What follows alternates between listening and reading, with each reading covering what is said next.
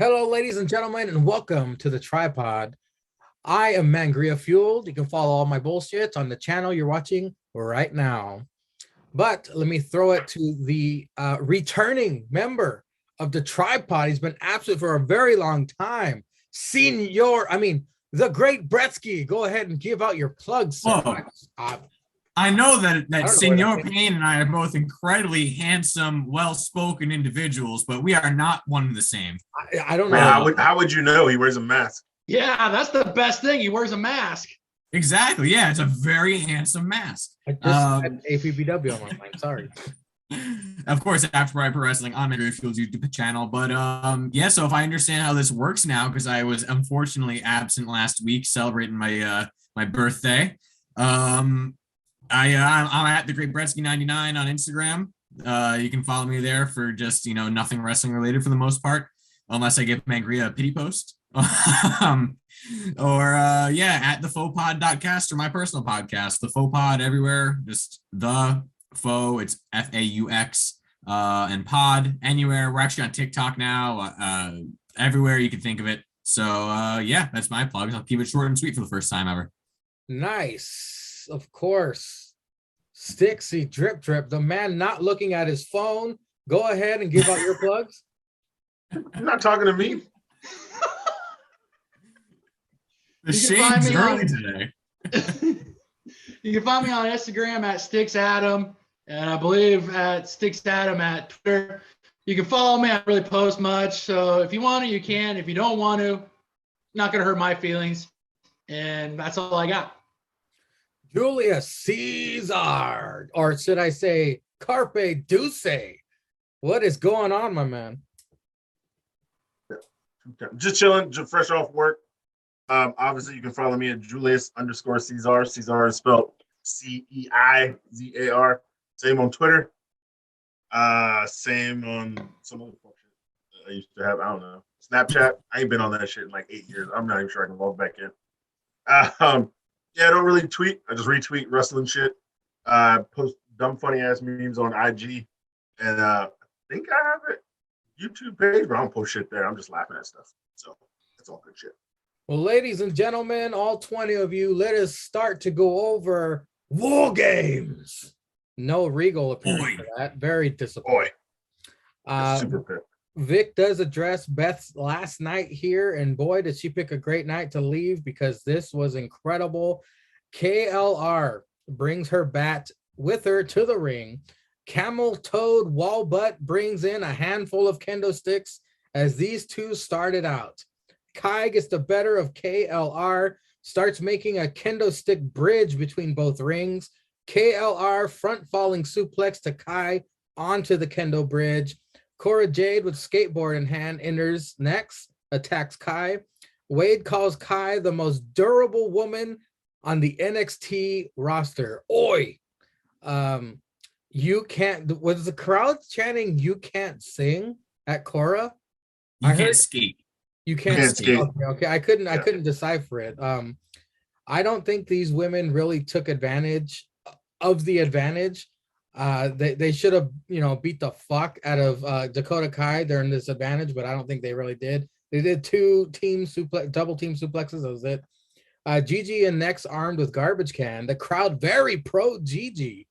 Kind of resembles a Ronda Rousey, Becky Lynch, Laura Croft character in this match. Gigi and Kai whoop up on Cora and KLR. KLR gory bombs Gigi onto Kai, who was stuffed into a trash can. Io out next, armed with chairs. Io immediately attacked by Kai and Gigi. Gigi looking very great in this. I loved her in this match. JC out next, brings a table to the ring, which the crowd delights in. Io finally starts kicking bitches. JC laid out on table. Cora leaps off of cage through JC, a la Swanton style. I think she hurt her left shoulder. Fans try to cheer for Cora to get her hyped. Cora tries to crawl out of the fucking ring. Shoulder dislocated. Io stops her and pops her shoulder back in. That's new. Straight Sonya out, throwing all kinds of shit into the ring, including a shovel. Kai and Gigi close door. Straight Sonya uses fire extinguisher to spray them away. Straight Sonya stuffs Kai into the trash can and spins her around, knocking out Gigi. Straight Sonya stuffs Kai back into the can over the moonsault to Kai. Cora milking that injury, possible heel turn, I was thinking. Mandy out last, armed with a chair, attacks Straight Sonya, drags Cora by the arm. Got to give it up for Cora and that selling. Token face off between the two rings, minus Cora. Due to poor camera work, I'm not sure if Kai crossroads to KLR in the chair. They cut away. Straight Sonya almost double powerbomb Gigi and JC, but Mandy foiled that. Cora saves Straight Sonya from being pinned with one-arm kendo attack. 4-on-1 attack to Cora. Mandy pin attempt to Cora. She kicks out and surprises herself. Melee breaks out and Cora just pins JC with no one looking and wins the match. I gave this a very generous 7 pretzels beside all the hate that got on Twitter and you know how the wrestling fans are. We will go to the man we have not heard from in a long time, the great Bretsky 99. What were your thoughts on the opening contest? Yeah, so Women's War Games was fun. I don't understand the hate it's getting. I think there were parts that could have been better, or like old spots that have been used, kind of thing. I think that's kind of the problem they get into because they always use weapons in the women's one. Mm-hmm. Like the men's sometimes has it, sometimes doesn't. They don't use as many for the most part, but the women's one has always used weapons, whether it's to make up for a lack of confidence or time, whatever it is. And so it gets tired after a little bit, you know, like how many, like, even though it's awesome every year, like how many times more can we see that kendo stick bridge spot? Mm-hmm. Like, you know, kind of, you know, especially with the other shit that NXT does where they have these like more hardcore style matches every so often, like it kind of gets tired.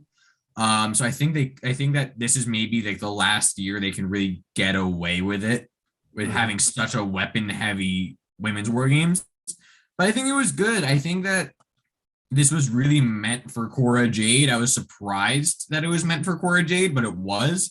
I'm still not sure if that was a legit injury or not. Like if it was as bad as it made it seem, or like if they talked about it beforehand and was like, hey, Io, like if I fuck up my shoulder, can you make sure I stay in the match? Because if that was all an audible, they did a fucking phenomenal job with that as an audible, because that told a great story. But even if it wasn't an audible, but yeah, I think it was great. I mean, I think everyone got their time to shine. I think Mandy Rose as a character could not have won War Games. So it makes sense, like the way that she was acting in the match itself, like not really doing too much, but doing enough to get herself there, like to make sure that she was the center of attention whenever she was doing shit. But no, the only real problem other than the weapons was that like the whether it was the camera work or like it just felt a little slow was the end. Because I think the ending of that was really smart because she took the fucking one-arm power bomb JC Jane did. So it makes sense that she'd be out, but it just took too long. Or the camera wasn't on it at all times, whatever it is. So I also went with seven pretzels out of the possible 10 with the beer cheese. So yeah, this gets a solid 7 for me. I think it was really good for Cora Jade, and she's definitely over now. Like that was the big consensus on Twitter and social media was whatever you thought about the match, everyone respects the fuck out of Cora Jade now. But no, I think that this needs to be like a wake-up call for them, because as great as War Games is, you can't rely on the weapons at all times, especially if you have 2 War Games matches. You need to have something where, even if it's shorter, fine, just do less weapon spots going forward, because it's going to get old. Well, before my internet goes out, Julius Caesar, please, wax poetic on this match. Yeah, so I'm thinking maybe like that shoulder thing. It's kind of like how Alexis Bliss can always like, you know, jack her arm in that certain way where it looks like it's broken. Because, you know, they always say once you like dislocate your shoulder for real, you know, like Mel Gibson in Lethal Weapon, like you can pop it back in. She just needs like a stiff thing to pop back in. So that's probably what that spot was. It probably could just hurt. She can bear through that. But yeah, I feel, yeah, the weapon heavy, it is always weapon heavy. And yeah, you know, that's what coming into these sometimes, you know, I'm just like, yo, man, they're just gonna eat some cage. They're gonna eat some stuff, you know what I'm saying? Like that ladder match with Dakota Kai and KLR, they were eating some ladder. They were eating stairs, ladder. They was out there. I was like, good God, if this is like a preview to War Games, these hoes is gonna be on and popping. Because that's what you want to see. Because yeah, you treat them as equals. I don't want to see somebody eat some ladder. I want to see a bitch get put through 8 tables with some thumbtacks. I mean, I always had my suspicion that, like I said earlier in chat, man, Mandy won't do nothing. We all know Mandy ain't built like that. Come on, son. We know Mandy ain't built like that, even though she's probably the one who works out the hardest in the gym. Her and Raquel probably. But yeah, man, just want to see a step up the violence more and the weapons less, or just get more creative with them. Yeah. I don't care. Set some shit on fire. Hit a bitch with a flaming kendo stick. I fucking 10 stars that shit. Show Cody Rhodes how to actually go through a flaming table for once. Yeah. Next year they'll come out all shiny with like the fucking the flame retardant on them. Flame retardant on. With you guys, I gave it 6 in the salt. Okay. Yeah, it did go a little long. For me. Or like Britsky said, if they would have shortened all that or made it seem quicker or picked up the pace maybe, or like you said, it could have been camera angle. But once it got off, you knew it was off, and you could always see that it was off, and that's where kind of lost a little flavor. Still, I mean, for being probably one of the worst matches on the card, it was still great. Like I don't see the hate. I don't see the hate online. I mean, I guess you just couldn't beat your meat to 8 women hitting each other with kendo sticks all night. I don't get it. Like, I don't know what you're hating for. It was a great match. It was a fine match. It wasn't like a waste of time. That was a great match. Set the pace for the show, which it should do as opening match. Start with a War Games match. Yeah, 6 in the salt for your boy. I always know when Cesar's done talking because he takes a drink. Sticks drip, the tribal chief. Give us your thoughts on these women beating the fuck out of each other to kick things off. Going to the women's War Games match, I had 2 kind of ideas what would happen. 1, Indy Rose wasn't going to eat anything fucking hardcore. And 2, it was going to be kind of like a coming out / spotlight on Cora Jade, because you could just kind of see going into this, like they were kind of giving her that push. I gave it 6 in the salt like Cesar did. I don't understand the hate. I thought it was a decently good match. I don't know. I think with Vince taking over, I was kind of like, I didn't know how the whole pay-per-view was going to go, because with Hunter, when we had Hunter running that, you always had those high expectations of like when they did actual like legit pay-per-views, like they hit it out of the park. Yeah. And this was a good match to start off with. It was just going to be a matter of where they're going to start with the women's or the men's. And I was hoping they were going to start with the women, because the men had so much stuff like you need to pay attention for with futures of individuals going forward. Agreed, sir. Now the next matchup, I'm we all 4 have different takes on wrestling, and I think I might have the most different take of all on this match. Up next, after a Briggs and Jensen vignette, which were all old, by the way, all the old vignettes and all the old promos you've seen, they were kind of like they've been used before. But we get Imperium versus Kyle and White Khali for the NXT Tag Team Champions. We get a "Let's go, Kyle. Kyle sucks" chance. I was amused by that. This, my friends, was the coming out party for Eichner. Holy shit. Eichner chopping the nipples off of Kyle to start. Seems like the crowd hates everyone in this match, but at least they're making noise. Eichner catches White Khali in midair, squats him and slams him. Imperium firing on all cylinders. Eichner springboard moonsaulting on the Kyle to save Marcel from tapping out. Kyle with a guillotine on Eichner. Eichner reverses into suplex. Kyle reverses that into a cradle. This is getting crazy. Marcel kicks out of the high-low. The crowd was pissed. Eichner is fucking insane. Flies out of the ring, almost killing himself on the White Khali. Eichner reverses the triangle into the Imperium bomb to retain.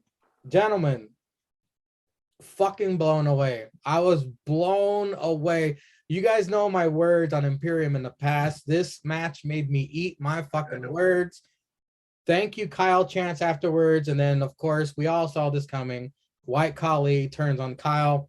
Gentlemen, I'm giving it 9 pretzels and the beer cheese. I loved it. I loved it.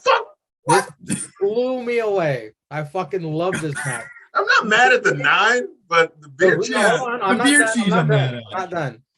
I was falling asleep in the beginning. I was in my chair and I was like, but then as it progressed, and Eichner and Marcel, they woke my ass up. They got me fucking hyped. They completely flipped me around. I loved it. It blew me away. I couldn't believe it. I couldn't believe it. So I know you guys are probably gonna give your beer cheese to the main event. This one gets mine because it impressed me. Imperium, in my mind, has redeemed itself. I loved it. I was To you and you only. thoroughly sports entertained. Stixy Drip Drip, I'm going to start with you. What was your thoughts on this tag team title match? I gave it 7. I thought it was a really good tag team match. I thought it was, like you said, it was a coming out party, but it was, the spotlight was on Eichner on this. I mean, this guy was able to go, and this was a match that hopefully maybe propelled them going forward to maybe a good title run, but also too, maybe we get Walter, and then we get like the Vince's version of like the unstoppable faction for a little while. Warrior, you gave it 7?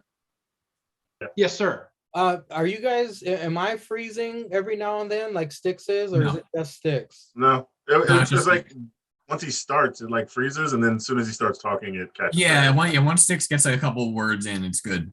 Yeah. Okay. Cesar, go ahead. What are your thoughts on this tag team title match? No, this match was great, but Eichner's been showing off for the past month. To me, the sad part is it makes me want.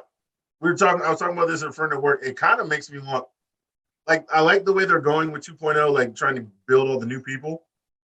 And then like the 2.0 guys beat the black and gold guys. So now it makes me kind of want to reminiscent of they take somebody from main roster who's been there to come back and like get a mean run, start beating up some of these 2.0 guys.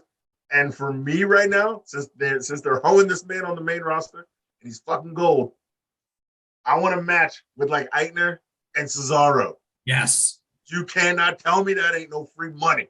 That's free money. You got to put down pay-per-view. That's what Battle of the Bald Europeans. Yeah. Because those dudes seem like they're built the same. They're buff. They're tight. They kill it in the ring, and they're slamming people around doing just some unhuman, godly shit. To me, this match was really, really good. I mean, I hate to say it, man, but it's kind of like Cesaro. Kyle O'Reilly is a tag team guy. Him and tag matches are perfect. Not to say he's not great one-on-one, because those Finn Balor matches were good. When he's wrestling great people, he's wrestling great people. Those promos just suck. But this was like an 8 in the mustard for me. This was really, really great match. I mean, it was a great match, but I kind of went in. Y'all picked Imperium. I kind of went in just knowing, all right, they're gonna win, but it still can be a great match. So, I was hyped, but I wasn't super hyped. Sometimes a match is better when you really don't know who's going to win. That's why I think that's why the main event got my beer cheese.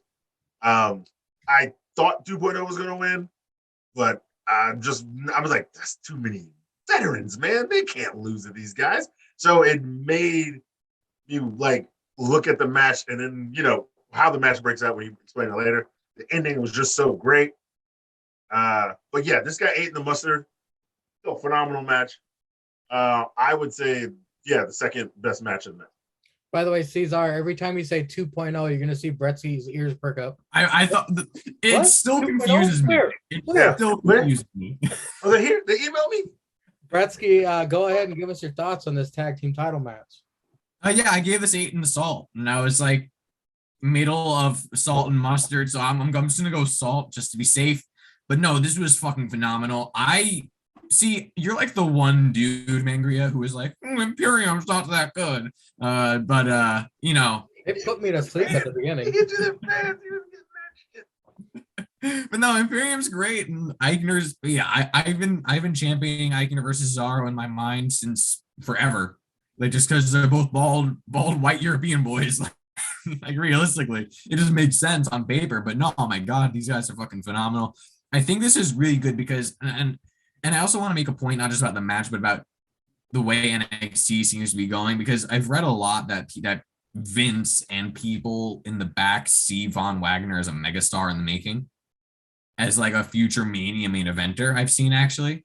Jeez. And I think he's obviously not there yet. There's a reason he was in that tag match, because I think that it was so good, and it was better than we thought it would be because Von Wagner was in it, and they did a great job of hiding his weaknesses in that match. Like, he is not there yet for sure, but he has a lot of tools, and he's a guy that you can say believably. Like, if you just look at a believability factor on like surface level, that's a dude that should be like winning all the titles on a believability level. But like the thing that I'm saying is that the way that NXT is going now is like I see people online. Oh, the match quality is going down. It's no longer every single match is a 5-star. I mean, that may be the case. Like, would I rather see Mandy Rose versus Raquel Gonzalez or Dakota Kai versus Raquel Gonzalez? Dakota Kai versus Raquel Gonzalez. I don't think Mandy Rose is going to give me the 5-star match. Do I rather see Von Wagner versus Kyle O'Reilly in a steel cage, or Adam Cole versus Kyle O'Reilly in a steel cage? Adam Cole versus Kyle O'Reilly in a steel cage. Baby. But what I have now with NXT, and like I know we've talked about this at length in the old episodes of the Tripod and in the chats and whatever it is that for me personally, we all have different views of wrestling. Like Angria said before, I'm very much much as I love the 5-star match, like I love to be able to go on YouTube and search up some New Japan Will Ospreay match that like I have no context for. I don't understand what the announcer's saying.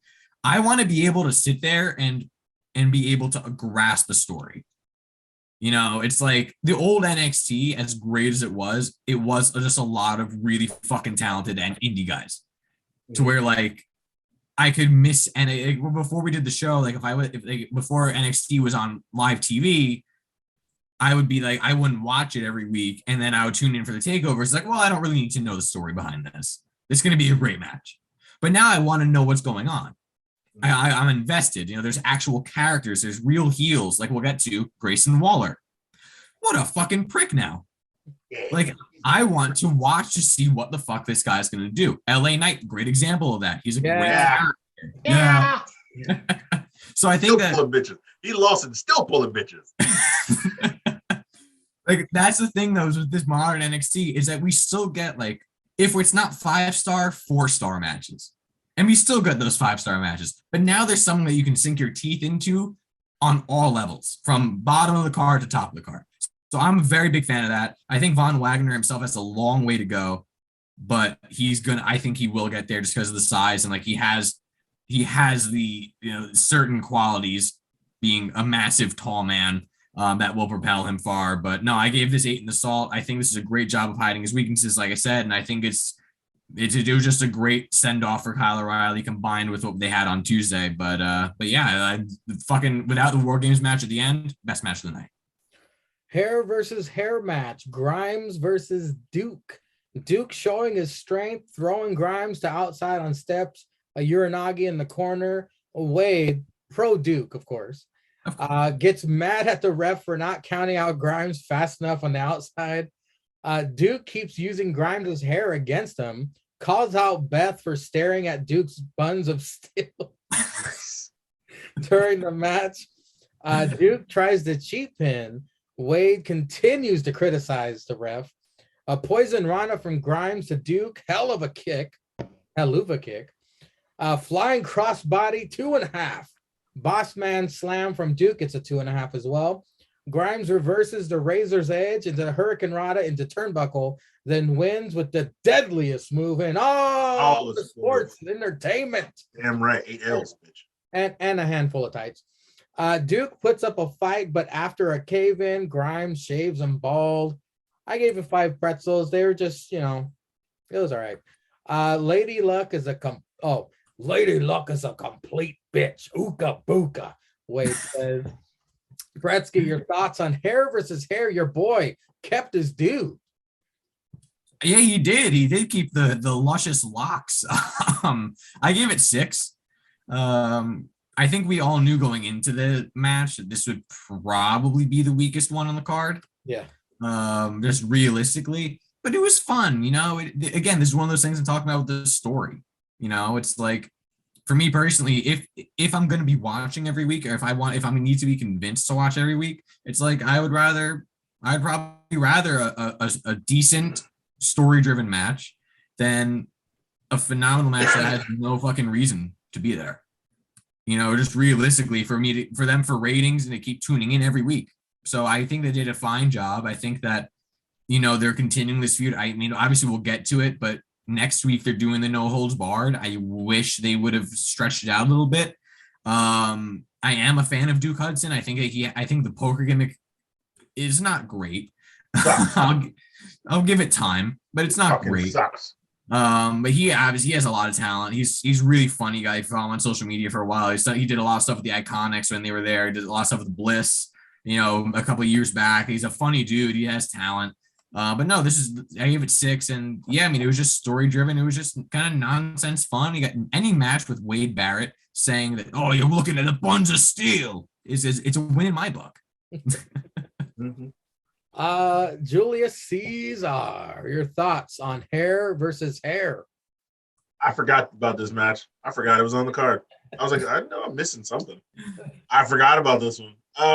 But no, it was a match to have a match. You kind of sometimes you need those breaks.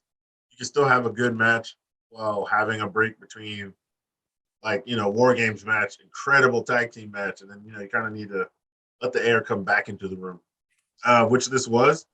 Yeah, I don't like Duke Hudson's gimmick. That shit's trash. But he's fine in the ring. He goes in the ring, and it was good. But yeah, we knew Grimes was winning. He had a haircut. He's not going to get a haircut and then just shave it all off. So I was fine with it. Grimes won. The most devastating move in all sports entertainment. The spicy version, the little tights. So old spicy, devastating move. I was fine with that. And then, shaves him in the ring. He runs out. Then fuck shit ensues on Wednesday, as it should, behind it. But yeah, Wade Barrett knew it was going to be a little bit splashy, so he had to come up on there and do that shit. I also gave it 6. Yeah, totally forgot this match. So I take back what I said earlier. This was the weakest match of the night, not the women's War Games match. Because I forgot this one existed. I thought this was on NXT for some reason. I did not think this is Disrespect. Yeah, well, I was drinking that day. That's not the Caesar either. Stixie Drip Trip, hair versus hair. What were your thoughts on this? I also gave it 6. Like everybody said, we kind of figured it was going to be the weak match. And I thought we kind of all figured who was going to probably win. But it's nice that we're going to get maybe a little, depending on how it goes on Tuesday, we're going to get a little bit of a continuation. And we'll see where it goes after that. But it was going to be, and it was the weak match on the card, which there's nothing wrong with that. So I thought both guys were able to get some stuff in, and then old Grimy didn't have to get more of a haircut, and Duke came out probably going to have a buzz cut and ready to start opening up the fucking poker room again on Tuesday. Fuck that poker room. Well, since I voted for Duke, I went ahead and shaved my head as well. So we both lost. We both lost. Mangria pulling a classic Mangria of picking the one that everyone knew was going to lose. I just thought, he didn't really make that much of an impact. I mean, he didn't have super long locks. It was like a regular, normal hair, like Bretsky's hair right now. And he just shaved it bald. It's going to grow back in about 2 weeks. But anyway, up next, I guess the cruiserweight weight limit is gone because we got Roddy versus Gacy, billed at 245. Real JH. Yeah. Roddy is whooping Gacy like a government mule. Gacy gets his top ripped off, which sets him off. Roddy hits a superplex. Roddy does not hit a gut buster. Vic says he might not have gotten all of it. No shit. Gacy tosses Roddy out, and then he topes onto the diamond mine. The Nazi lifts up Ivy Nile. Gacy begs him to put all that body. Roddy does win with the end of Heartache. I gave it 5 pretzels with the salt. It was a fun watch. I'm gonna mention this real quick. Ika Man was on the toilet. Okay. Sucked. Kyle was interviewed and he wants a steel cage match against White Khali on NXT. Stixie Drip Drip, your thoughts on all of that? Starting with the Cruiserweight Championship match. I gave the match 6. I mean, we know you're going to get a pretty solid performance from Roddy in any match, regardless if it's a pay-per-view or just a plain old NXT TV match. Outside of just the one kind of mess up he had, I mean, he put on a pretty much par for the course match for himself. And we kind of seen Joe Gacy wrestle, but not really. He put on a pretty good show himself going forward, and we got to see the fucking NXT's super pale ass Michael Myers get involved, lifting up all that body, kind of scare, put a little scare into the Diamond Mine. And of course, Roddy retains. So it was a solid match. Gave it 6. And Eco Man on the toilet, thoughts? That's what happens when you have some fucking Kung Pao chicken before a match. You gotta you eat that shit at your own discretion before a match, man. Exactly. Julius Caesar, thoughts on this Cruiserweight Championship matchup? Yeah, I mean, Roddy's Roddy, and he's gonna mix it up and do dirt with anybody. And yeah, was it old Piss Zank putting his hands on all that body? Little Piss Zank out there with that fucking real JH. JH should be taking notes of this fuck boy on how to be fucking better cult leader, better asshole. And if you want to see JH suck at being a cult leader, tune in to every week. You want to see watered down trash ass Joe Gacy.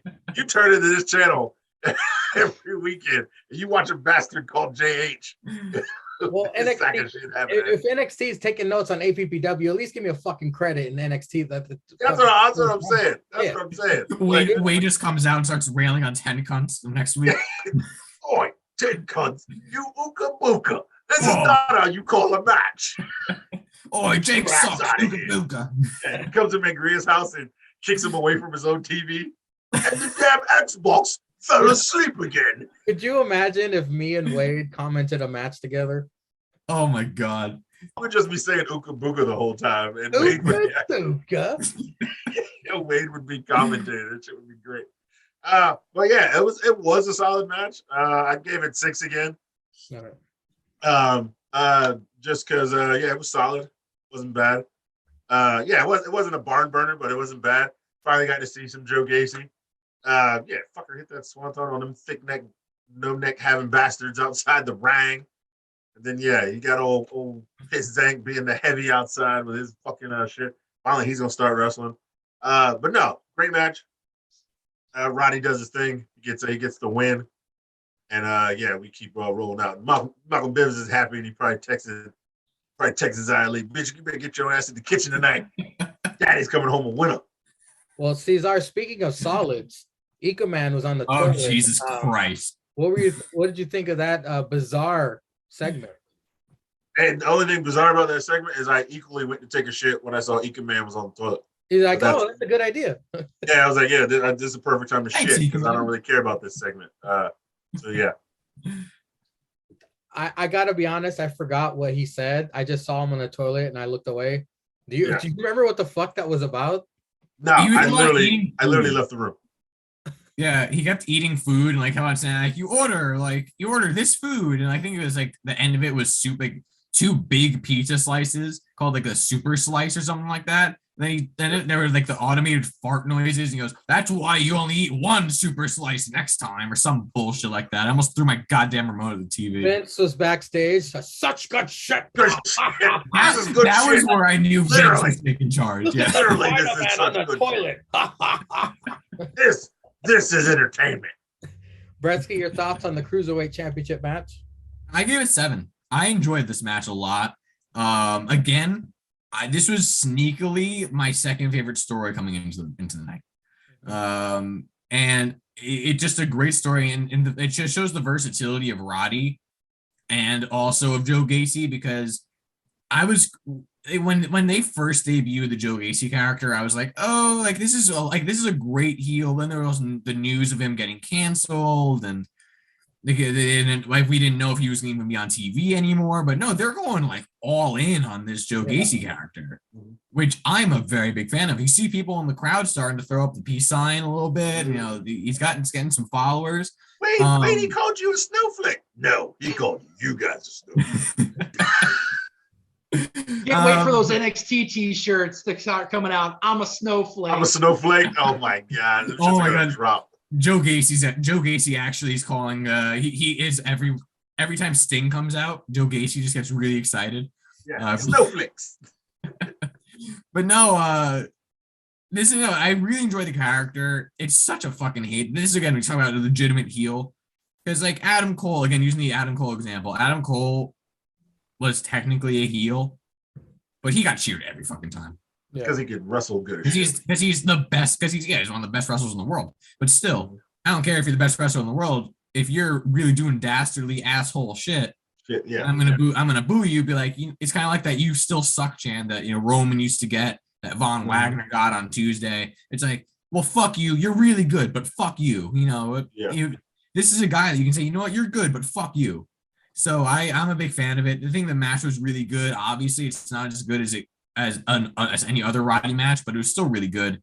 I'm excited for Harlan's debut. We're getting that, and this also leads into Roddy wrestling bigger guys.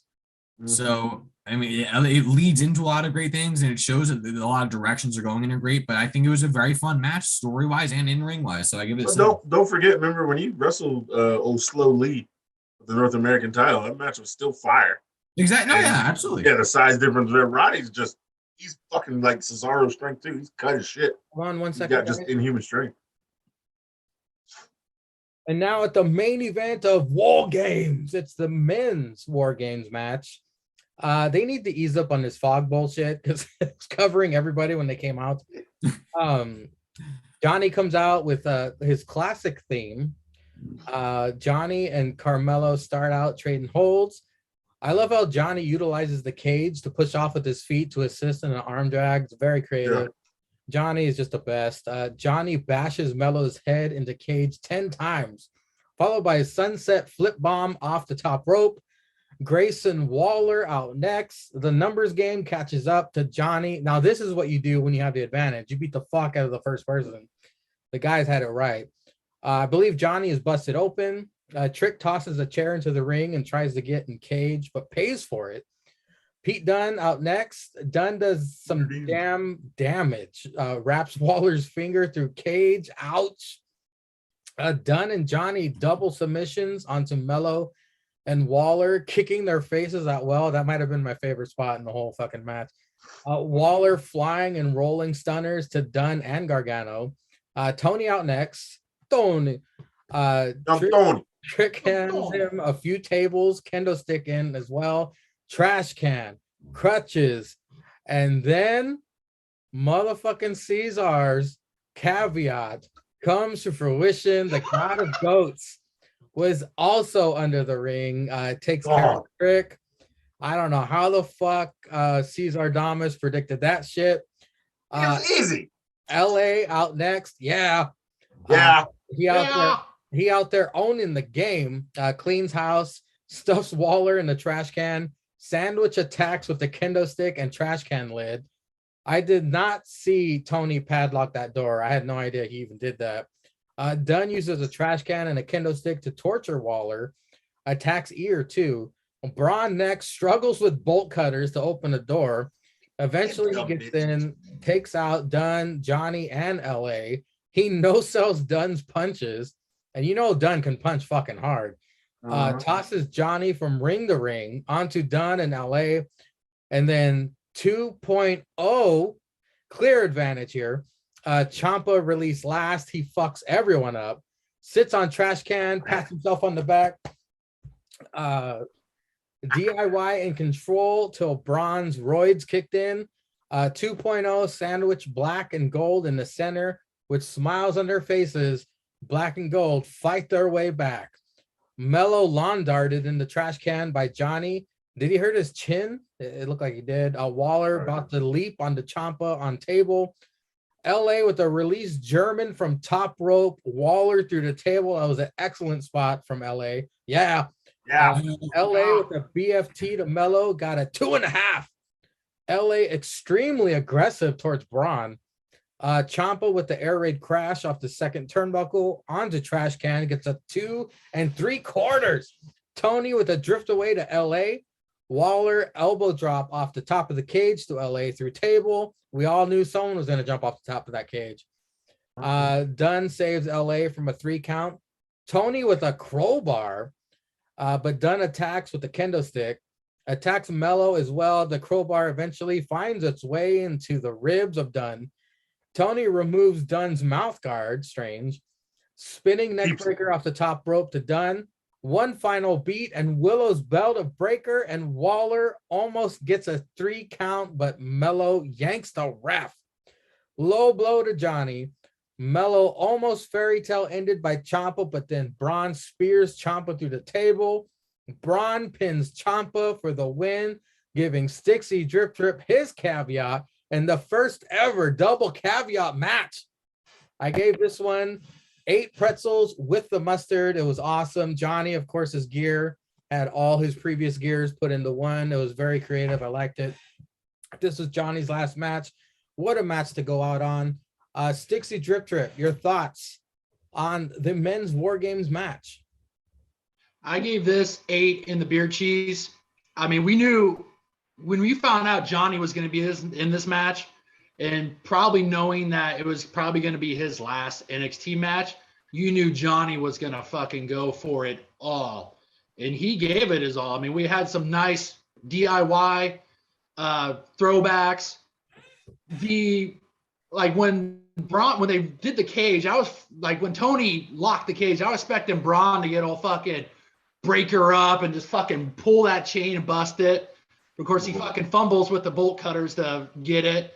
And like with Pete Dunne with the mouthpiece, I think there's been at least one, but I think there's been 2 matches where they show it, like they pull it, like before he gets pinned or finished, they pull his mouthpiece out. The only difference is that young Tony, kept this as a memento for pretty much just beating young Pete Dunne. So all in all, it was a good match. I thought I kind of had a feeling that Braun was gonna pin Ciampa, because going forward, I thought Braun's gonna be the guy that's gonna take the title off him. And so this is just that little extra little poke in the ribs of, hey, I deserve a chance against you because I pinned you in War Games and I'm the one that got us the win.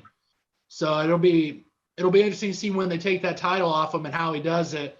But all in all, it was a good match. It was well worth the main event, and was very glad that Johnny was able to partake in this in his last match, and the ending of Johnny wrestling possibly in NXT. What did you do when you saw Braun pin Ciampa for the win?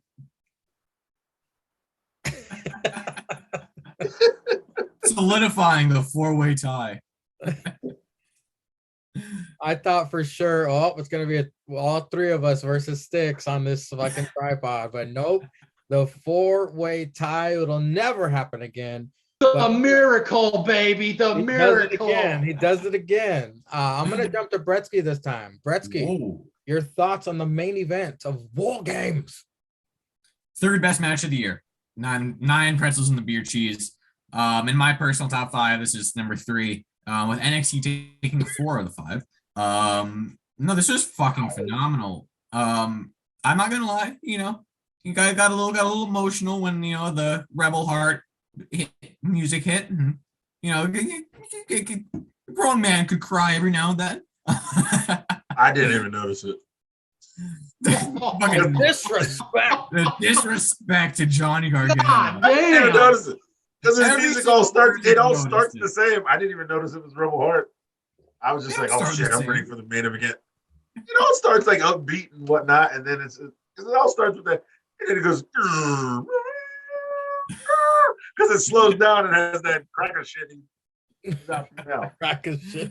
But oh god. But yeah, no, so it was awesome. And I've said it before, and again, another person on Bretsky's list of people who we called are gonna be stars, Carmelo Hayes.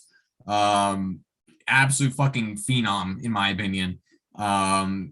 You give that guy the world. He's so good. Grayson Waller has grown on me every single week, and he grew on me even more the past couple of days, the past week from Sunday and Tuesday. Bret Braun Breaker, the fact that guy apparently never really wrestled in front of a crowd until NXT.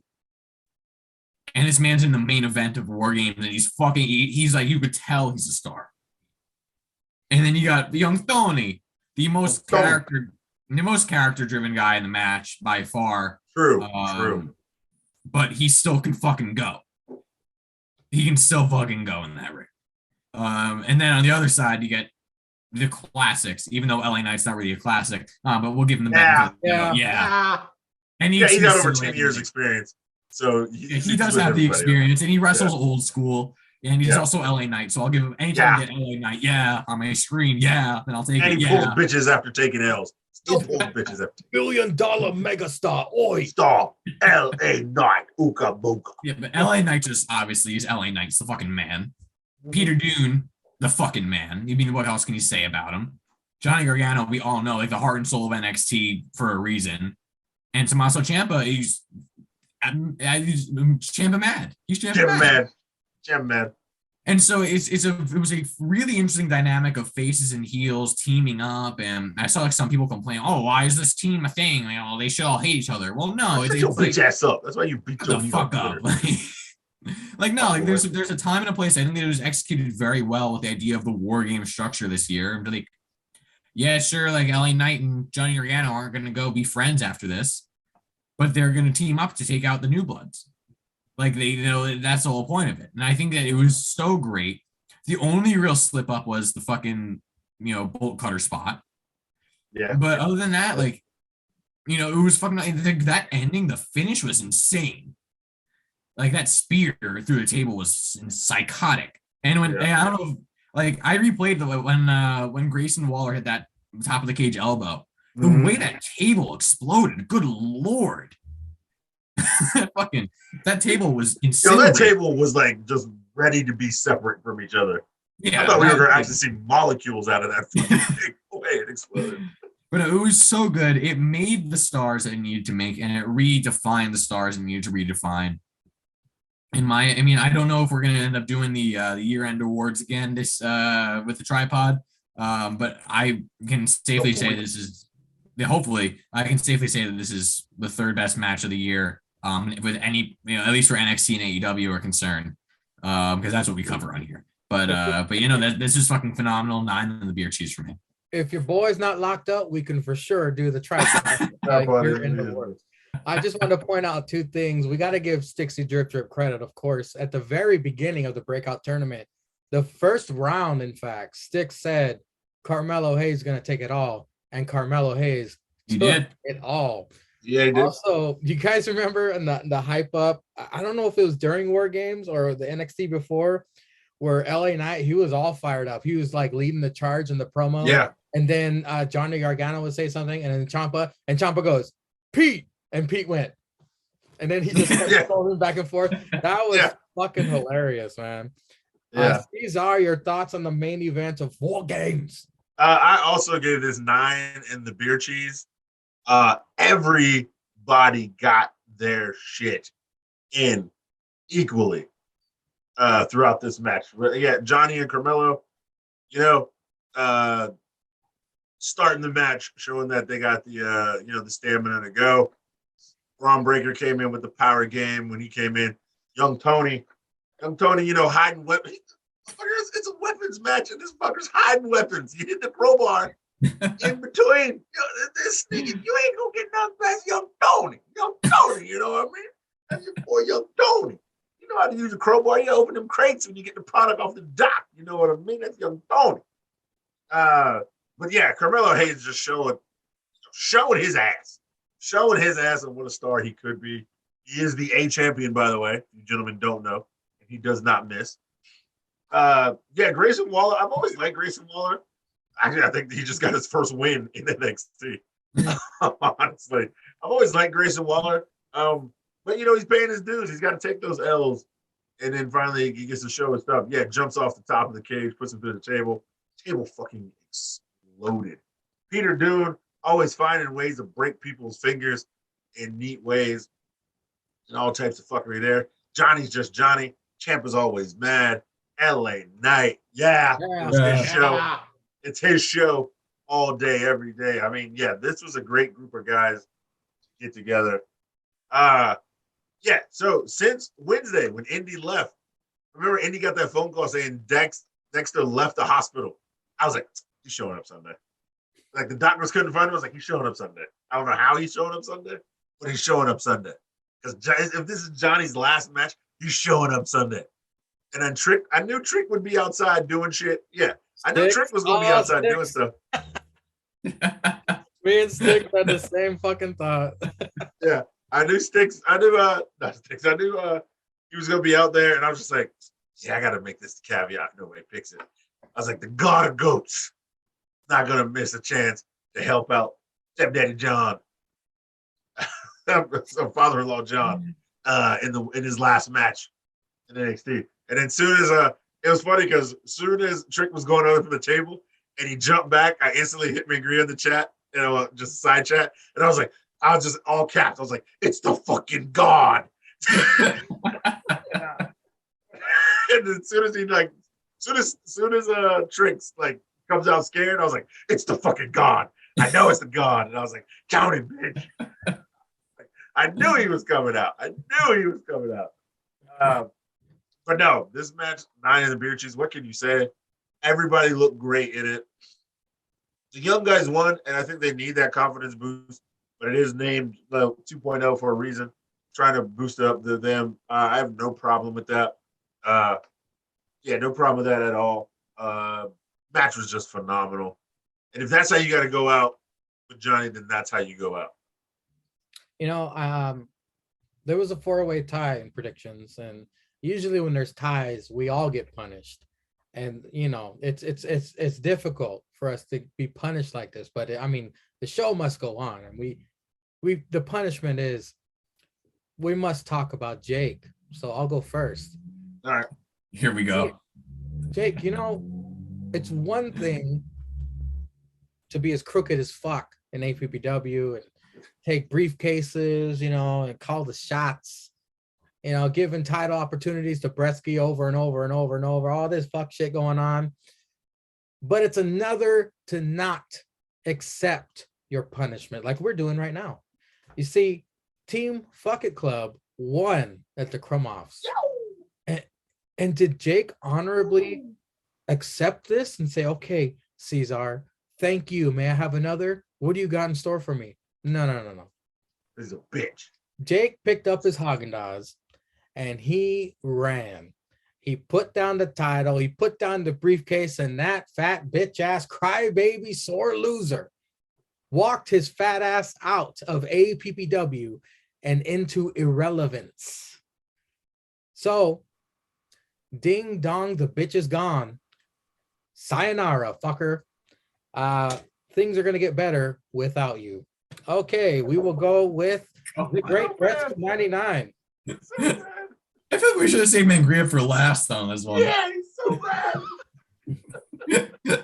Madgria. We got Madgria tonight. Mad.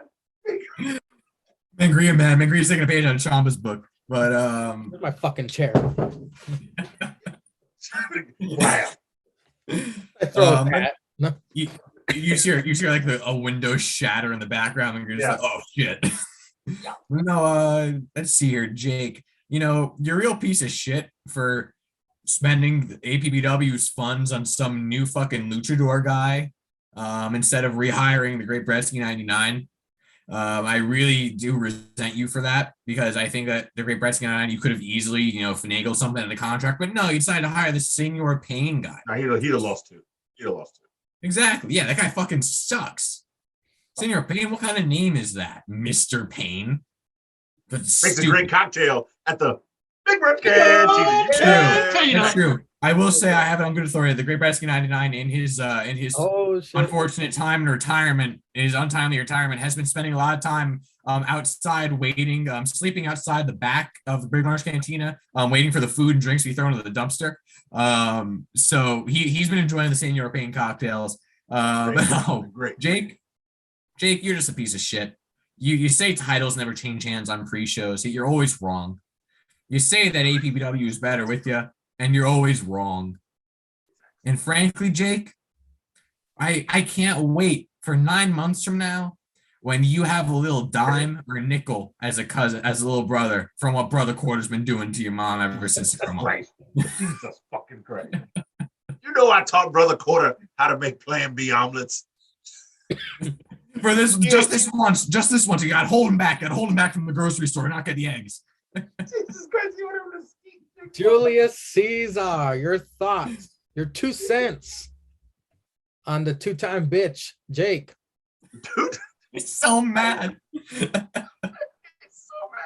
Why is he a 2-time bitch?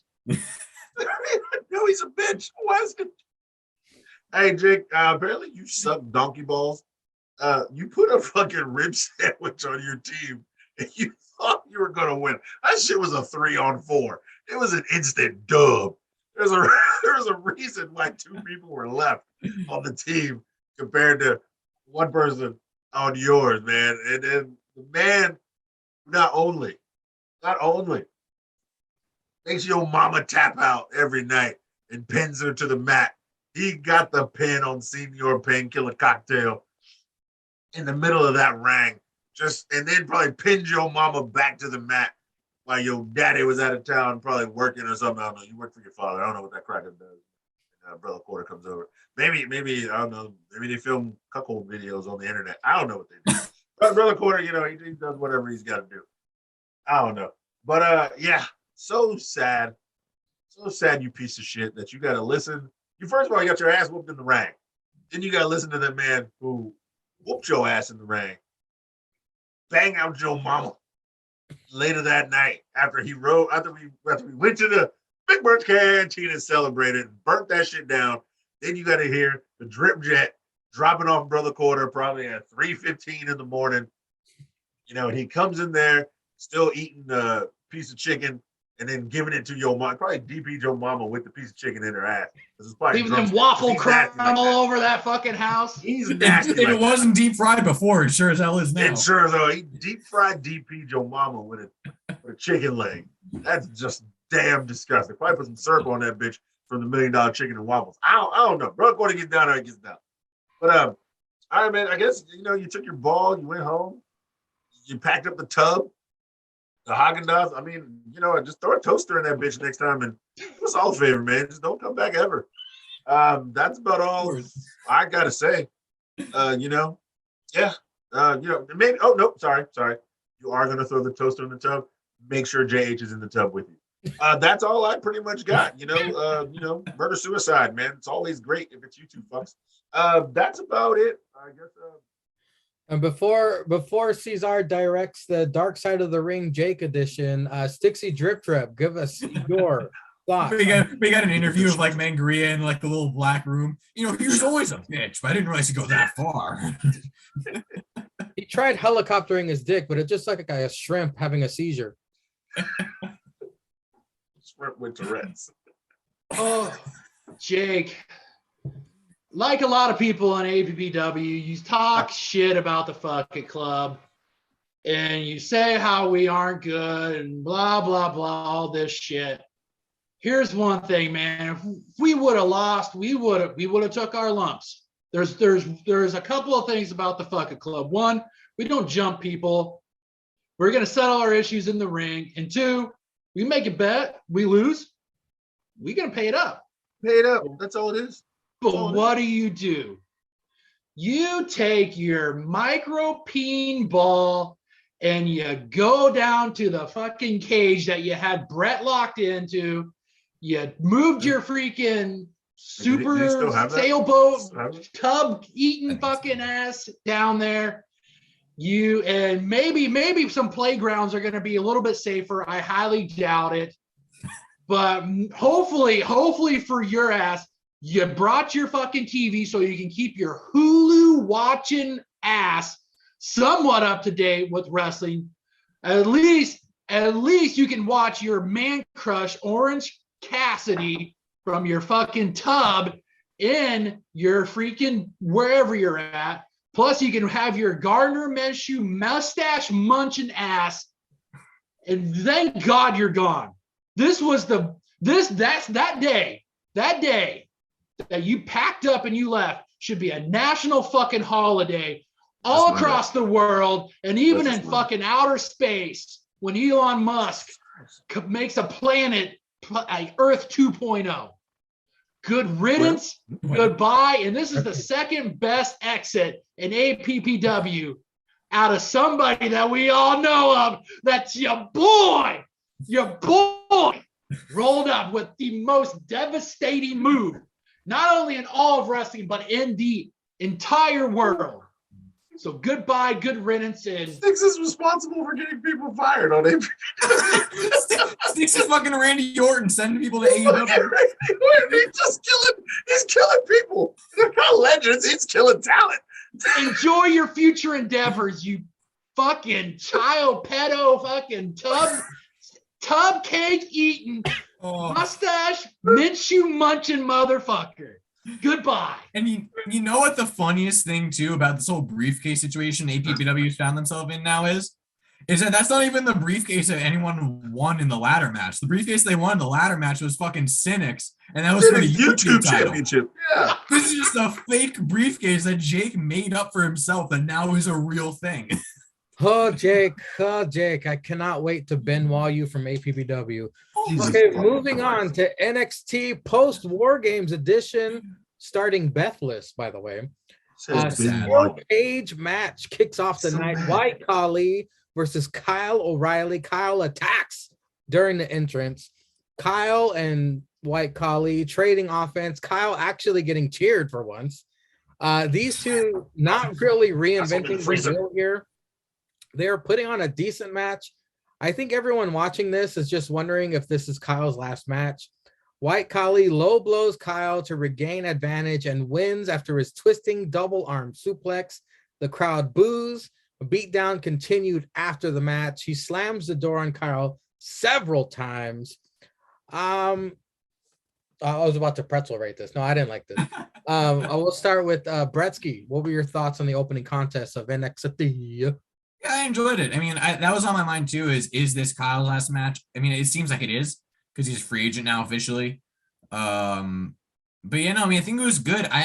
I'm struggling to think, and maybe you guys will have like seen or heard this more because like they've been watching longer than I have. But I can't remember last time someone low blowed someone in a steel cage. At least of note. But yeah, so I think that was really interesting way, and he got heat. I mean, they're booing this guy, and he's gotten the "you still suck" chance. So I do think that he. I'm not the only one who saw that, right? Okay. That's why I was laughing before. I thought I was like seeing ghosts or something. Okay. Ghost of Jake. Oh my God, you heard what we said. They agree, it really did Benoit. It's JTG, Jake Travers' ghost. Oh my God. But no, I think it was a good match. It wasn't phenomenal. And I think if Kyle wasn't leaving, A, this wouldn't have happened. But B, they would have stretched it out more for a feud. But no, Kyle went out on his back. He put over a new star. Like Von Wagner beat a guy who beat Adam Cole. So he put him over. I think it was a good way to kick off the show. Cesar, were you doing a Mrs. Doubtfire there? What the fuck was happening? What? Oh, we saw someone enter your screen. Yeah, my aunt's over here looking for shit. All right. Your thoughts on the opening contest here? I thought it was a good steel cage match. And yeah, you got to put White Khali over. It's like Bretsky said. But no, this is a great match. If Kyle's got to go out, you got to do it. I didn't know he was having a kid also. Yes, really? Yeah. Like him and Johnny they're expected to have kids around the same time. Oh, wow. Then like Kyle just wanted some time off, apparently. So he saw Johnny was pulling it. He's like, well, fuck it, I guess I'll just do that shit too. So I don't know whether he is or is not going to go straight back to work to pull AEW. He might just take a couple months off and then maybe come back to NXT or go back to or go to AEW. So either or. But yeah, he is having a kid. Great way, and they kind of left it open. So whether they do want to come back, both he lost White Khali's still there. If he wants to come back, he can pick that back up. If not, he can move on. So, that Well, was good, man. hopefully, Kyle takes this time off to get some Roman Reigns teeth because he needs them. Stixie Drip Drip, your thoughts on the opening contest of NXT? It was a good opener, solid cage match. I think we all knew that if this was Kyle's last match, he wasn't going to win it. So he did what a lot of wrestlers when they were on their way out, they left on their back, but they also left helping push a talent. And like Cesar said, if Kyle does re-sign after he has his kid and is all healed up and everything's fine at home, it leaves him an opening if White Collie's there, and even if he isn't, he can come back as maybe as a not as cool Kyle, but as like, Kyle, I've got a chip in my shoulder and I'm back to with scorched earth. So it was a good match, solid opener. We got a couple videos after this. We had a Gargano post War Games video played. I guess that video was recorded by Sam Roberts on his cell phone. On Twitter, Joe Gacy video, still preaching the message, says Harlan Nazi debuts in the ring next week. After this, Braun Breaker out. He respects the black and gold. He wants Ciampa for the rubber match. Diamond Mine answers LeBron Breaker. I love that from fucking. Did I call you LeBron? Evans. Take it easy, LeBron. Roddy Strong challenges Braun for next week, and Braun accepts. Gonna be good. Stixie Drip Drip. Any thoughts on the Gargano video, the Joe Gacy video, or the LeBron Breaker Diamond Mine segment? The Johnny video, it was a good setup for what we were going to get at the end of the night. Joe Gacy hyping up Harlan Myers for next week, and fucking Malcolm Bivens. My God, this fucking guy. I was getting ready to say that the guy who has done the best storytelling for Diamond Mine wasn't even involved in that War Games match. He wasn't in the ring. And coming out fucking the Braun Breaker. This fucking guy. This guy should be, you want to strap a rocket on any talent you have in NXT or even on the main roster, you call Malcolm Bivens and you have him be with that guy. And I guarantee you will have a guy who can fucking put on a show and has a guy that cuts the promos for him. These are three great videos, great promos for going into this, for later in the night and going into next week. Imagine if Bivens and Heyman have a promo together. Oh my God. Is he Black Heyman? Yeah. He's Black Heyman. So. He's definitely Black Heyman. He's kind of like we say it all the time. He's a new school Heyman. He's more like, I know about technology Heyman. Heyman's still Dark Ages, like monkey on a computer, but Bivens is like some new school. He's like Twitter, upgraded Teddy Long. Social media game is just fucking up. Oh my God. It's too fire. It's too fire. It's so funny. Like I could be having the worst day, and then I'll open Twitter. I see Malcolm Bivens tweeted. I'll just be started. It's the best. It's really a great day. Are you hyped for the Nazi debuting next week? Who piss Zank? No, who cares? Gretzky, your thoughts on the Nazi debuting and LeBron Breaker promo? Well, the Jew in me is scared, but no. But no, I mean, I was skeptical at first with Harlan only because he, obviously Parker Boudreaux, whatever, they pronounce his name, like, he was a good-looking kid. Like, when they signed him, like, it looked like a Brock prototype. And now he's that, and I was like, why would you do that? That's weird, but no, it's working so far. And I'm excited. I will say I'm expecting like a 2-second squash or like a 5-minute squash where he just beats the fuck out of him for 5 minutes and Joe Gacy has to tell him to stop like beating on him. But I'm excited Put for him it. away. Put him away. And he just like, I'm excited. And like it's annoying because I see people comparing them to the Wyatt family. I'm like, no, they're different. They are such different characters. But no, I'm excited for it. And yeah, I mean, the Johnny video, like we said, like, it's set up the end of the night perfectly. Got Sam Roberts some screen time. By the way, that's right. I don't know if you guys watched the pre-show. I forgot about this. The pre-show to War Games. Yeah. But they had fucking Mackenzie Mitchell and Sam Roberts talking, and they're talking about the hair versus hair. And fucking like Mackenzie goes, "Oh, I can't imagine being bald. Like, imagine actually shaving yourself bald." Just looks right at Sam and goes, "Hey, what the?" But that was great. But no, yeah, and then LeBron Breaker, that was fucking great. I mean, Bivens is fucking the man. Like, I want to see Bivens in a GM role. Like, if someone's gonna replace Regal, make it fucking. It's gonna be Teddy Long 2.0 in that bitch. You go one-on-one with that body. That body. But no, yeah, it was great. I'm fucking hyped as hell for Breaker versus Roddy. That's gonna be great. And yeah, I mean, Malcolm, we said it enough. Malcolm Bivens, absolute fucking goat. Love Malcolm Bivens. Do you guys think that they made the Nazi guy a silent character because he couldn't cut promos? They're like, let's just let him be menacing. Probably. Be menacing at first, and you'll learn to cut promos later. Yeah. I mean, that's kind of how it always goes, isn't it? Yeah. Eric Rowan and all that shit. Yeah. If you wanted the direct like correlation to him and Heyman, you would have gave him Malcolm Bivens. You would have had him be the mouthpiece. That would have been like Brock and Heyman 2.0. Dude, man, we could be seeing like 20 years down the line, just fucking Harland coming out and being all buddies with the Sami Zayn and kicking him out of a wheelchair. Canadian stepbrothers. Oh my god. That used to be his tag team, by the way. On Twitter, did you see that picture? Canadian stepbrothers? Yep. Yeah. Oh, so good. Up next, Briggs and Jensen versus the Creed Bros with the grizzled young vets. Commentary. Imperium is out on the balcony.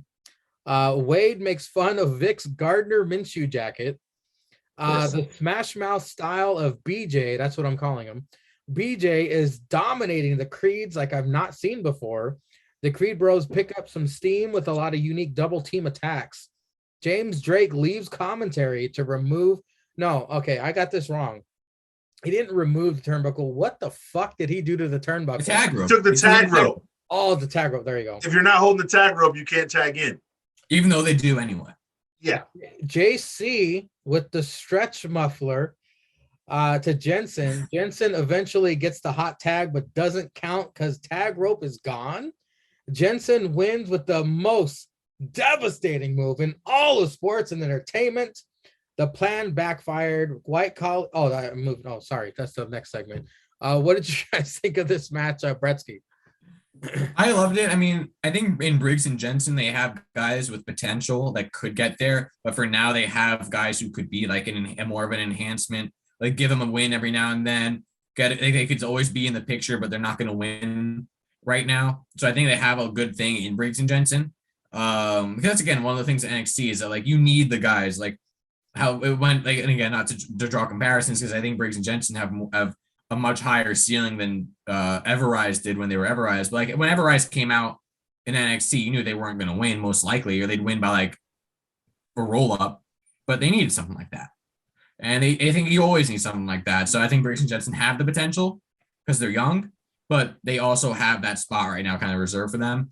I popped huge when fucking James Drake took out the tag rope because I saw what he did immediately. I thought turnbuckle, and I saw what he did. Genius. The only thing is like I wish that like they would have explained more of like had like the rules be more set because they don't follow the tag rules ever in any promotion. So anymore. So like if that were like a preset thing that they'd always follow, that'd be a bigger deal. But I loved it. I popped huge. I don't know because FTR. Remember, every time FTR wrestles, you have to have tag ropes, even in AEW. Yep. So yeah, I think we just don't notice it as much. But I think probably every time there is a scheduled tag in a match, somebody is holding that rope. That's probably. But we probably don't notice because we're just like, oh, hot tag, and look at how they do it. But remember, the guys usually stand like even like this with their hand in the back and their hand is out like that. Yeah. So we're looking at the hand being extended and not even noticing that probably they doing this thing. Sorry, I got Rampage on. Bretsky, were you finished? No, and I think it was good, and I think also getting GYV on the Grizzled Young Vets on commentary, explaining the character. I loved it because I was so confused as to why they were just being heels in public. But now it's like, oh yeah, you think we're scumbags? We're going to show you that we're scumbags. Love it. Brilliant. Sets up a lot of great things. Cesar, thoughts? No. I thought it was a good tag match. getting the Creed brothers out there, getting them things. You got also bringing up Briggs and Jensen, or BJ as you want to call them. Two young tag teams mixing it up in the ring. Both still getting camera work, camera ready, and So without story, because you really didn't need a story. It was two tag teams having a match, but yeah, you got the champs watching overhead, seeing who always scouting, always doing their homework, always being smart. Like, yeah, these fuck boys can't hold a candle to us, but we still gonna watch. And then the grizzled young vets, soon to be recognized. I mean, always the scheming, always the planning. Those guys, giving us nothing but character work for like the last month from the GYV without wrestling, keeping them relevant without wrestling. But yeah, as soon as they do get in the ring, they can handle business as well. So they are ex-UK tag team champions multiple times, actually, the GYV. So yeah, I thought this was great tag team match. Everybody, 4 teams were out there. We didn't have to worry about the champs. They didn't have to do anything. The GYV got their character work over and trying to mess with the tag teams coming up. Creed brothers looked dominant and then took the loss. And then Briggs and Jensen, very, very new team, getting some wins, sneaking out. And then apparently going to a concert later or something. I'm pretty sure you'll speak on that. I don't even know if you took notes on that. But anyway. Dixie, drip, the Creeds versus BJ. Your thoughts? It was a good match. Creed brothers looked strong while also taking the L. The Redneck APA, aka Briggs and Stratton, thought they looked like they weren't gonna win, and all of a sudden they pull it out. While you also had the grizzled young veterans on commentary, while keeping all of that, having them stay fresh in your minds, while also still prolonging their heel story that you've seen in promos, with the tag team champions just lurking, kind of keeping an eye on what's going on. Solid match, and it'll be interesting to see who's going to be next for Imperium going forward. Up next, I lost my place. White Khali said Kyle over during an interview, and right before Robert Stone was going to say something, Kinsey goes, "Back to you," which is funny because at least Robert Stone is at least getting some TV time. Zion Quinn shadow boxing with a boner for Elektra. Duke Hudson out in a blonde wig. Wade went from 6 to midnight. Cameron Grimes interrupts, challenges Duke to a no-holds-barred match because Duke is whining like a little bitch. BJ backstage approached by Jacket Time, whatever they're called. The Jacket Time grizzled young vets approach all angry. Some Thought Pockets invite BJ to a concert. GYV and Jacket Time brawl. Somebody was behind the table. I don't know who the fuck that was. I don't know. I think this bitch has got to be debuting or something. Somebody was behind the table, and then they sunk back down. Yeah. With the pillow. Yeah.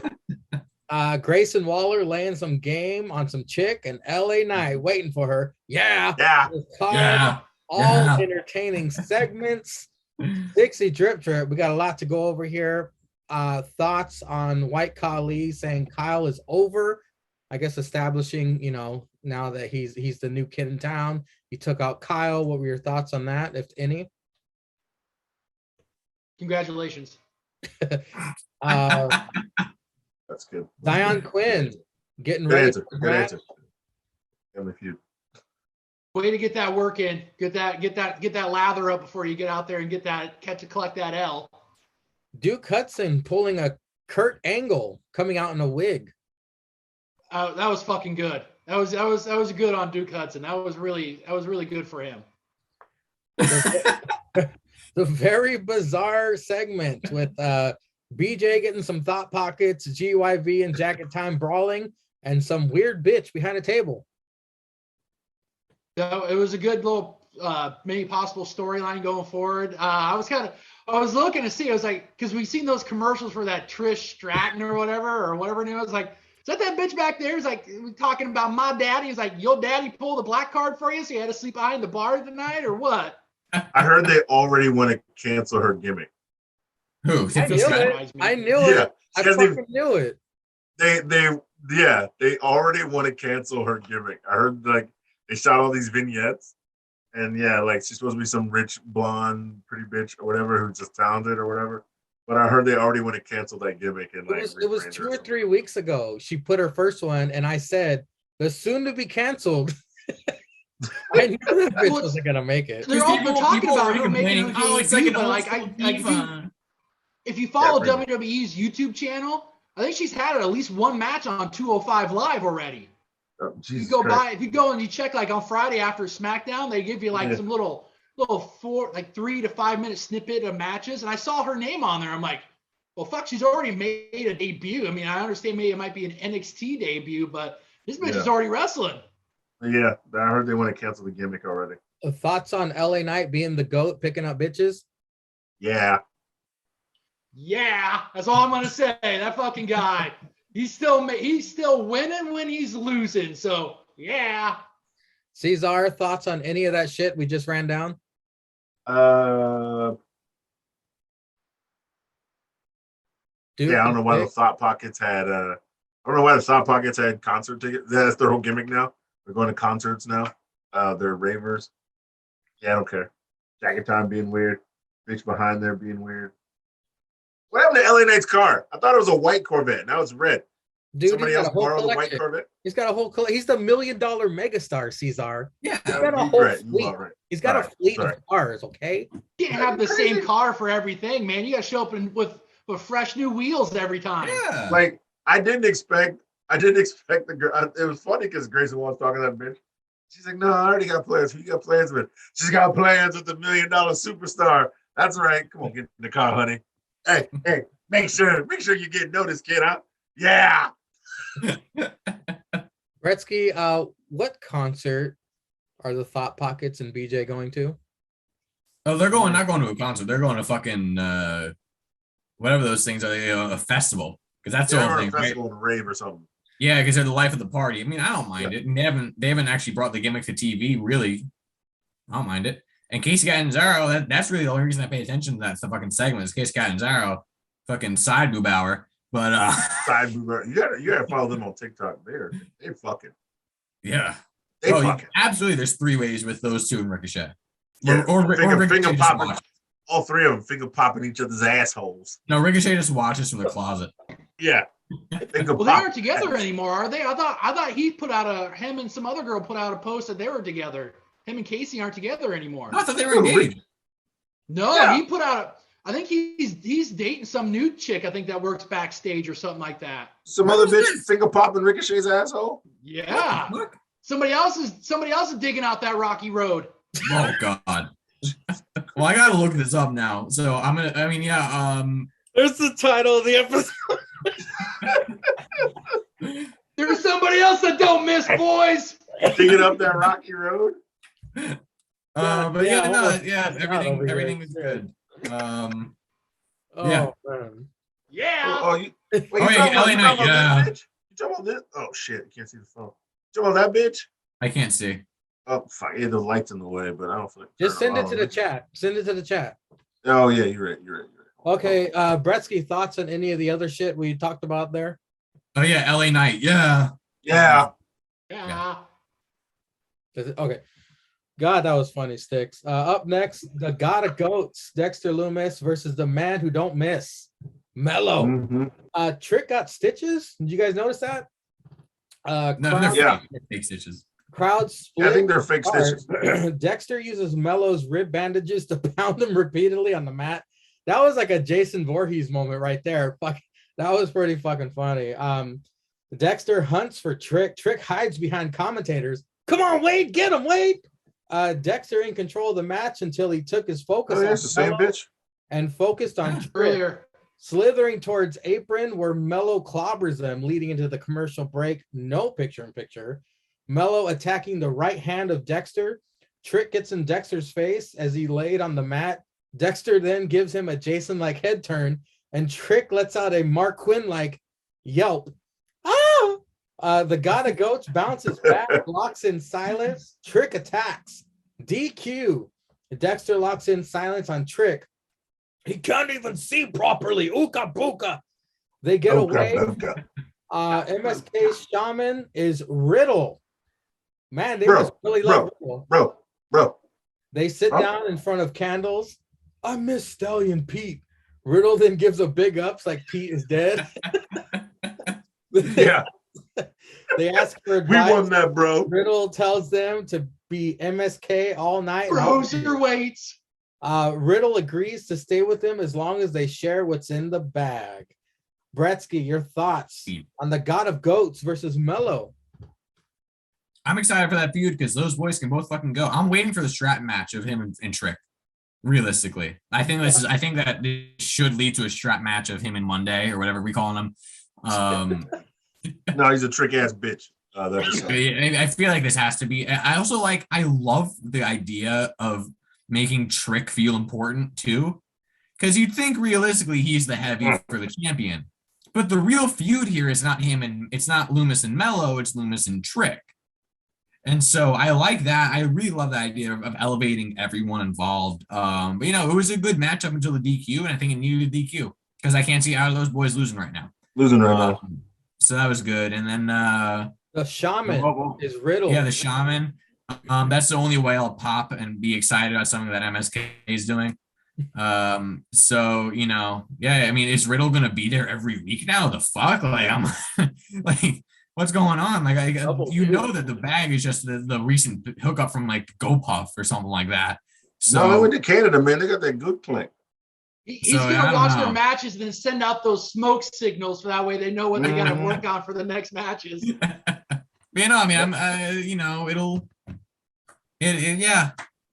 Riddle's there, so at least I'll be excited to see them from now on.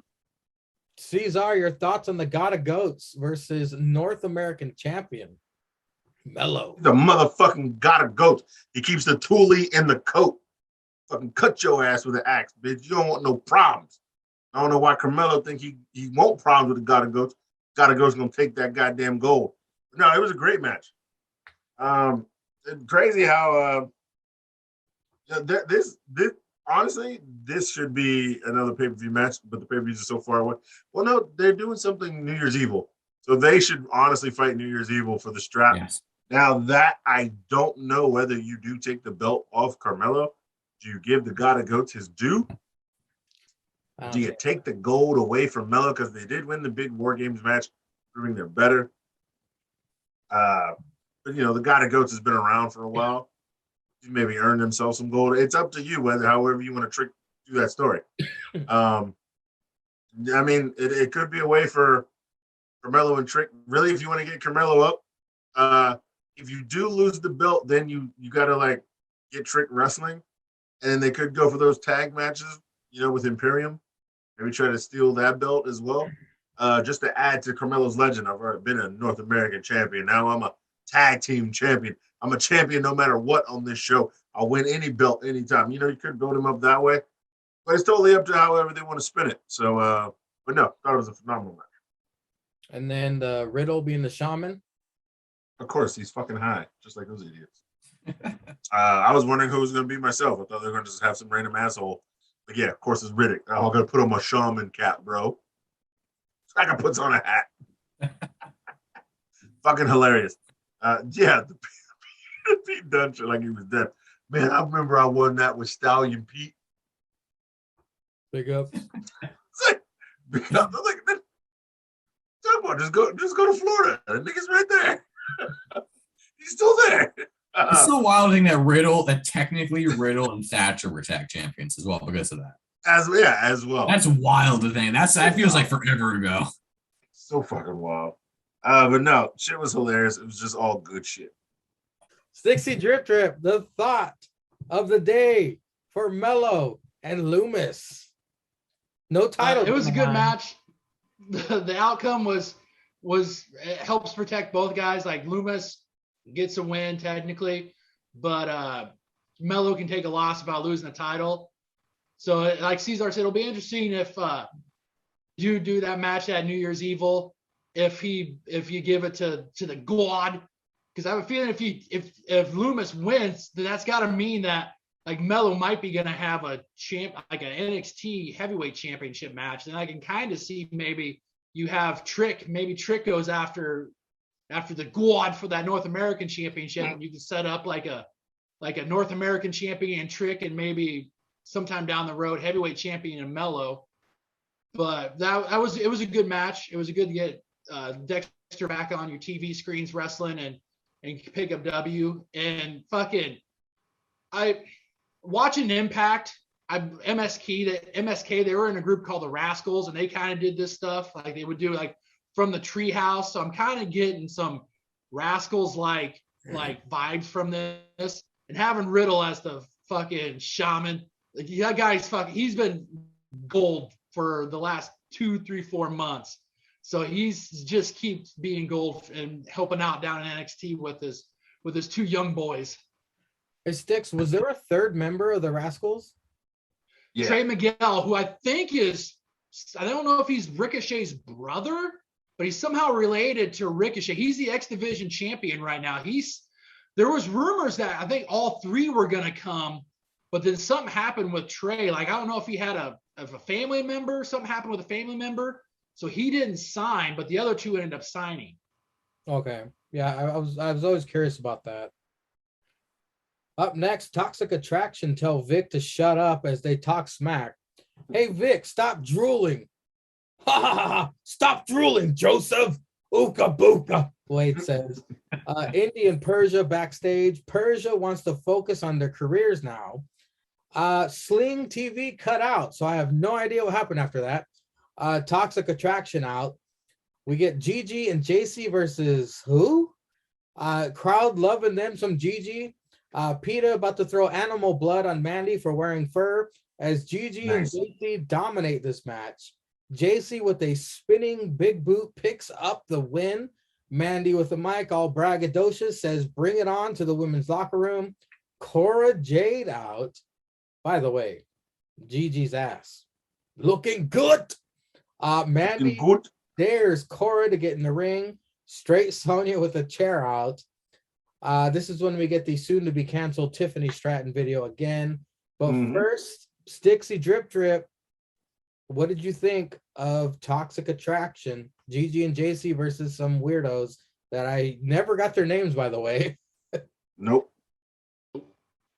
Good match for Toxic Attraction. Get some on your TV set. Get some a little ring action, and allows the other two girls some little TV time, get a little ring time on that USA Network going forward. That USA Network. Hey, Cesar, do you think Mandy took a little ride on the genetic jackhammer? Is that why she's getting the rocket strapped up her ass to the moon? To the moon. She definitely jerked him off. Oh yeah. What were your thoughts on this? This was dominated by Toxic Attraction. This whole segment that we're talking about now. Yeah, no, they needed a good win, a good dominating win. So yeah, why not after a loss at War Games, show why you're still the champs, and then come out there, beat the brakes off some hoes, and then keep it moving. Cesar, do you think they put the brakes on Straight Sonya being called up, or is this the precursor to her getting called up? Yeah, I think that maybe they slowed it down. Maybe, I don't know. Maybe they'll swing by, but maybe the next time they swing by Florida, she might get the call. Maybe they're waiting for the right moment, and still maybe even figure out what show they want to put her on. Yeah, because they got Cora Jade now with Straight Sonya. I mean, that's a demotion if you ask me. With Cora Jade with Straight Sonya. I mean, no disrespect. I mean, no disrespect. No disrespect. But I mean, maybe they're gonna give her Cora Jade, try to get Cora Jade up. Maybe they couple months or so. Maybe they win the tag belts off of Toxic Attraction. Straight Sonya and Cora Jade, and actually give her the run they wanted to give her with Dakota. Because remember, her and Dakota only had it for a day. They won the Dusty Cup, Less. But they only had it for a day. So maybe she actually gets a run as a tag team champ before they take her up. Okay. Bretsky, your thoughts on the entire Toxic Attraction segment there? Well, I loved Mandy cutting off Vic. I thought that was really cool. Quit drooling. And then Persia Parada did something, and actually that was really funny because they were talking about Dexter and all that, and Dexter came in and picked up Indy. Fucking Johnny comes in And it's like, there's the family, looks at Persia. Oh, Yeah. hey. And then just goes, Yeah, hey. Just walks past that bitch. Yeah. Hey. Hey. Anyway. But yeah, whatever. Yeah, exactly. Yeah, they needed a good win. They got a long dominating win and they needed it. So, and then of course, Tiffany Stratton soon be canceled. Very sad. What a waste of time. Up next, Tony D'Angelo. He's bragging that he took Pete Dunne's mouth guard. He had it in a little fucking case like it was a fucking crown. Chase interrupts Bretsky's favorite. Oh yeah. Who even speaks that way? It's bullshit. I guess they're fighting next week. That's going to be entertaining. The Brown Order comes out. Straight Sonya and Cora chatting backstage about NXT Women's Championship. KLR gives Cora her bat. You're going to need this more than me, you know. Santos versus Zion Quinn. You know what? Before I get to that, let's squeak by this. Bretsky, Tony D'Angelo bragging about taking Pete Dunne's mouth guard. And your boy interrupting. Oh, this is great. Because yeah, like we noticed it in War Games that you took a mouth guard, you stuffed it, like, oh, they can continue with this. But I love it. It's like the fucking trophy from a hit. Like, it's great. And then having Andre Chase come in. I mean, Andre Chase, it's so funny for a big guy, he doesn't win. But it's hilarious. And they still have the student section. They still have the student every week. I will say on Black Friday, I did order myself an Andre Chase t-shirt. I bet you did, Mini Andre. You bitch. Because it was on. Aren't you broadcasting live from Chase University right now? Yeah, Chase University. I know you put that transfer. I know you put that transfer portal in. Yeah, I actually have. I just got like my 5th roommate in the past week because they keep getting kicked out. But no, again, they fucking cut him off. It was hilarious. Everything about Andre Chase is insanely great. I cannot get enough of Andre Chase. And then fucking Legato comes out. And you didn't go with the match, right, man? Great, we stopped for the match. Yeah, because they cut to Straight Sonya and Cora chatting, and then KLR approached them. How do you think KLR to this whole Cora and Straight Sonya situation? I think that they should go with like KLR, because KLR is psychotic. So go with her being like possessive of Cora Jade, because that's been kind of a thing. I think that what they should do is have like Raquel try to take Cora under her wing. I mean, like, listen, like we'll get to like you need to heal up. I'll help you out. But then KLR is like always watching, like what's she doing? And then she gets super possessive and goes full on psycho. And eventually, we get Cora Jade beating KLR, being like, listen, I'm my own person. I don't know. I appreciate the help. And then that kind of propels her to go against Mandy Rose. So that's where I think they should go. Well, Cora, all her wins have been the most devastating move in all of entertainment. Yes. If you watch back all her wins, what if she does that to KLR and that sets KLR off and starts beating the shit out of Cora and Straight Sonya comes out for the save, leading to Straight Sonya versus KLR? That match would be fire. Oh, that'd be so good.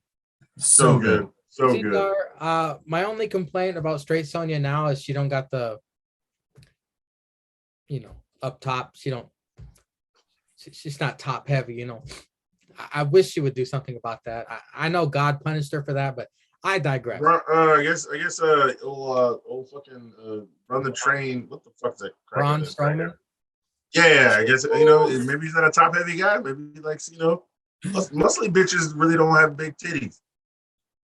She got that ass though. I mean, that's just that she's Mexican. Also Latina. Yeah, that's that Mexican heritage, man. You can't escape that J-Lo dunk, baby. I know. But Braun is hitting that from the back. You know what I mean? She's taking that train now. She's taking that train now. She might be leading that train. She might be throwing it on Braun. No, white boys can't handle that Latin spice. I don't know. I'm saying y'all think mayonnaise is spicy. You know what I mean? Who's taking it next week? Tony D'Angelo or Andre Chase? Cesar. I don't know, man, because old Bretsky University needs a win, and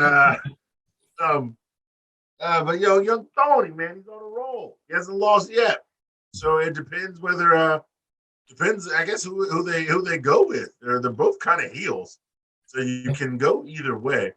Quite possibly Peter Dune could interrupt and interfere with that match and let Brett's University get that way. They're crack out here wrestling in a sweater, bro. I mean, with the shirt on and some fucking some pants. They're crack ain't wrestling in regular wrestling gear. Man's is fully clothed out there, no space. You know what I'm saying? And then you got to show up for the university. You know what I mean? Plus, he's got his cracker who saved him from the Rang. Maybe this would be like the dentures. But he's got his little students. Out here. Yeah. The students say he's got the student section and he's got his students who are learning under him, man. And I wouldn't be mad if he had a mean ass stable of just some students wrecking shop. Bretsky, who's the student that Andre Chase keeps yelling at in his classroom? Is it Steve? I think it's Steve. Yeah. Steve was the first one that he kicked out. Yeah. Because he kicked out somebody. And he told him like, go, you join that dumbass Steve. Sticks. Who you got? You got Tony D'Angelo, or do you got Andre Chase next week? I'm gonna probably go with probably Andre with fuck shit with Peter Dune, because I think I thought I read somewhere his contract is up here in the near future too. Yeah. So I would Chase or Dunn? Done. I thought his was coming up here too. Because I was thinking maybe that's how if they prolong this when it gets close to Dunn's contract coming up, Dunn takes that L while putting over young Tony. Kind of like what they typically do with NXT wrestlers, unless Vince wants to hurry up and get him up to the main roster before his contract's up. And then the next week on NXT, oh yeah, Dunn. No one has seen Peter Dunn. Tony, do you know where he is? He's sleeping with the fishes. It would be nice to see Dunn get some payback with a crowbar onto Tony, but I digress. Mark Henry has 8 words on Rampage. Sticks, your thoughts on Straight Sonya, Cora, and KLR, that situation? Any thoughts about that? Do you guys think that this could maybe, depending on if Cora's injury is legit, do you think we could get like a fatal 4-way for that NXT Women's Championship? Cora did pin Mandy, and then Mandy pinned Sonya. You would have to make it some kind of way that KLR is. She would have to do something. She would have to Well, I mean, if Cora's if Cora can wrestle by New Year's Eve, if they can kind of have her just cut some segments, maybe have KLR taking on Raquel, or have her maybe mess with Mandy in a match or something like that, and then that's how she interjects herself at New Year's Evil.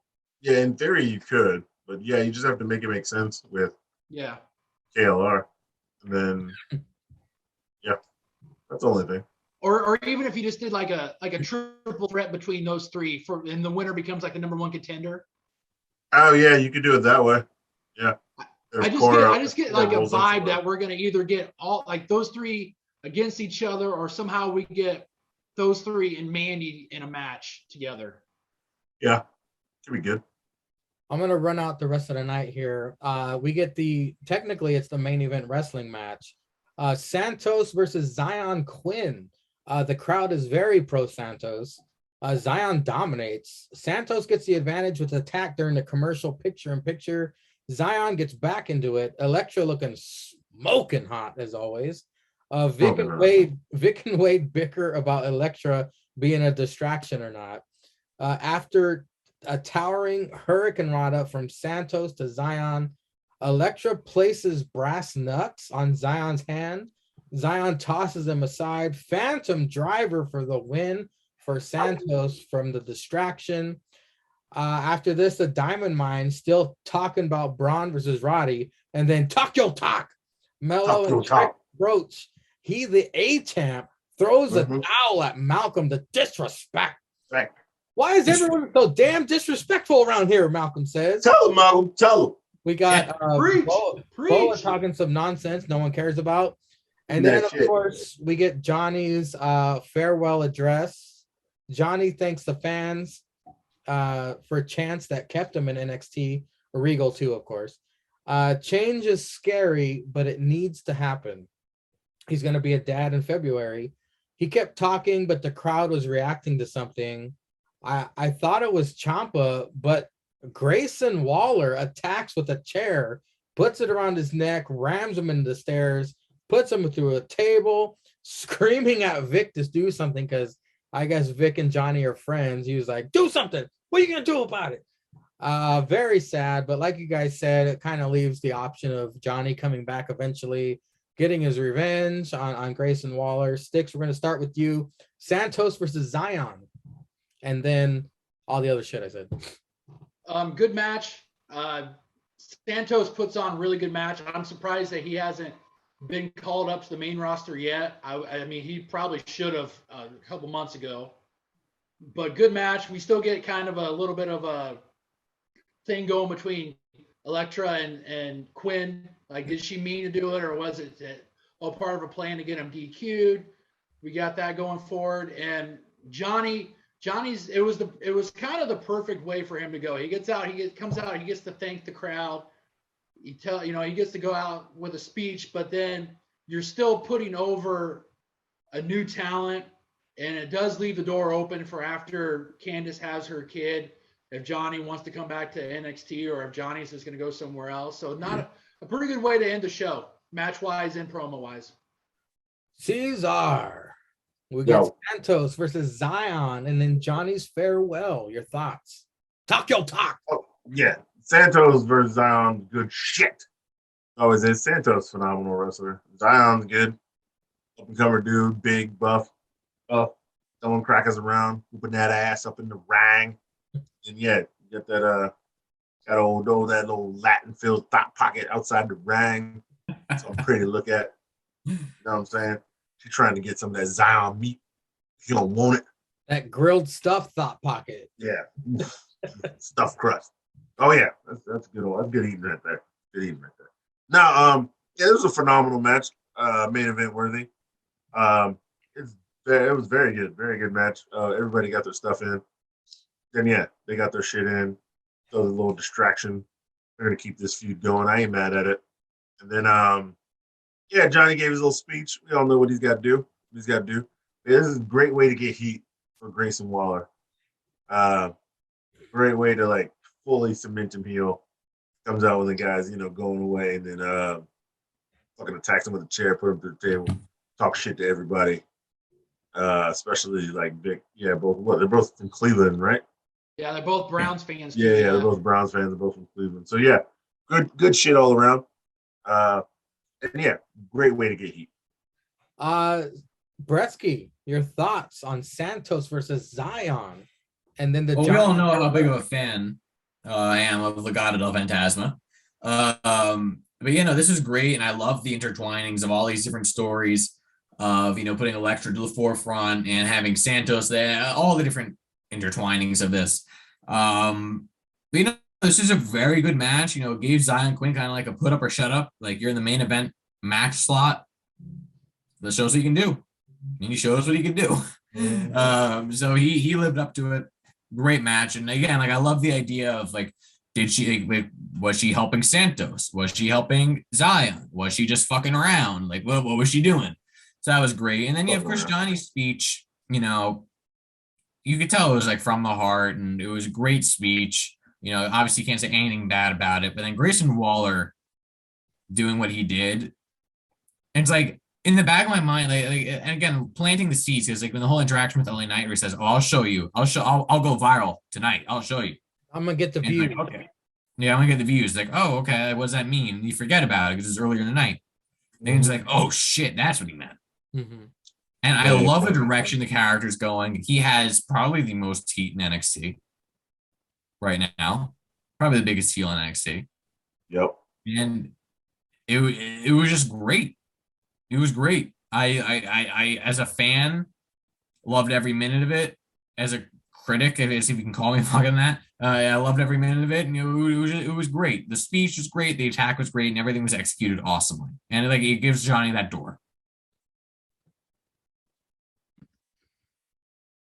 Well, it's Wednesday night, gentlemen, and you know what that means. It's time for some Trash. AE dubs, ATW. No, CM Punk comes out to MJF Ooh. fans boo, just like Caesar. Taunts Long Island wearing the 4 Pillar shirt. Britt Baker replacing MJF. The crowd chants for MJF.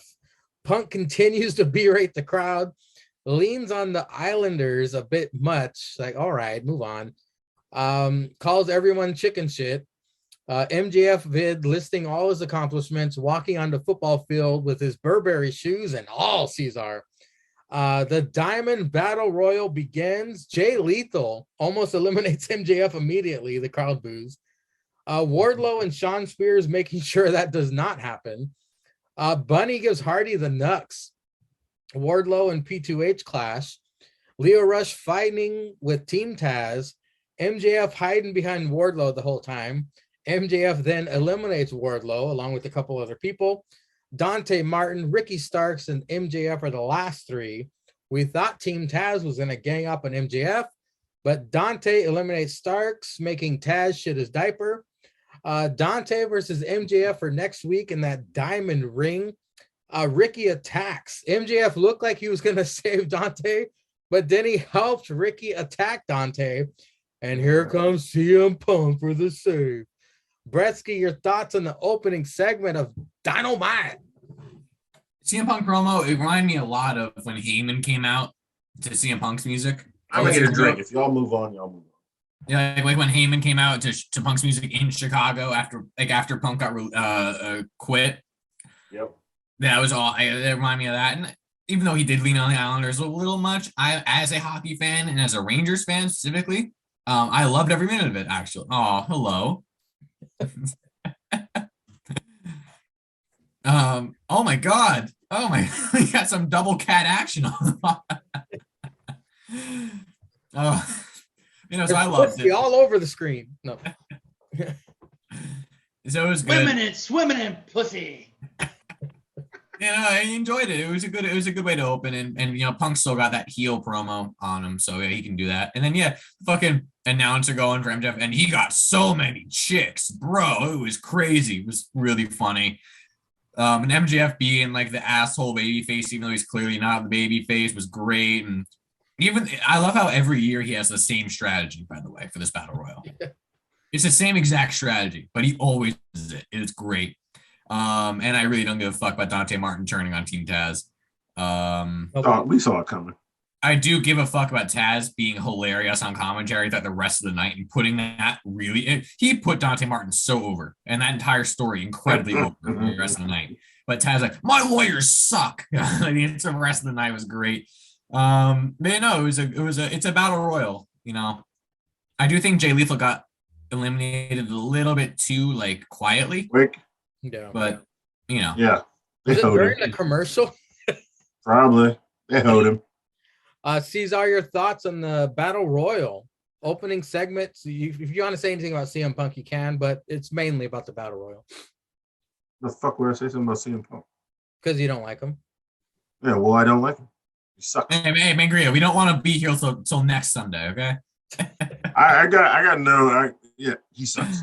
You can eat a dick. Well, in more interesting news, Cesar, what drink did you get? Oh, I got a stout drinking right now. It's crackers. Oh, well, fuck. Hold on, let me turn the thing off. Living up to his background, gentlemen. Yeah. Oh, none. There it is. This one cracker's actual name is like Brian Boitano in South Park. Named the drink after him and then put the Canadian characters on it. Oh, shit. I ain't your friend, buddy. I ain't your pal, guy. I ain't your guy, friend. Good shit. I say that shit at work all the time. I don't care about it. But no, the MJF promo, with the Burberry shoes, with the jacket, the crowd popped for the jacket. And then him chopping it up with the crowd on the way down. I guess his friends or his boys, and then of course he gets in the ring, does the same shit. Hide behind Wardlow, strike when you need to. Hide behind Wardlow.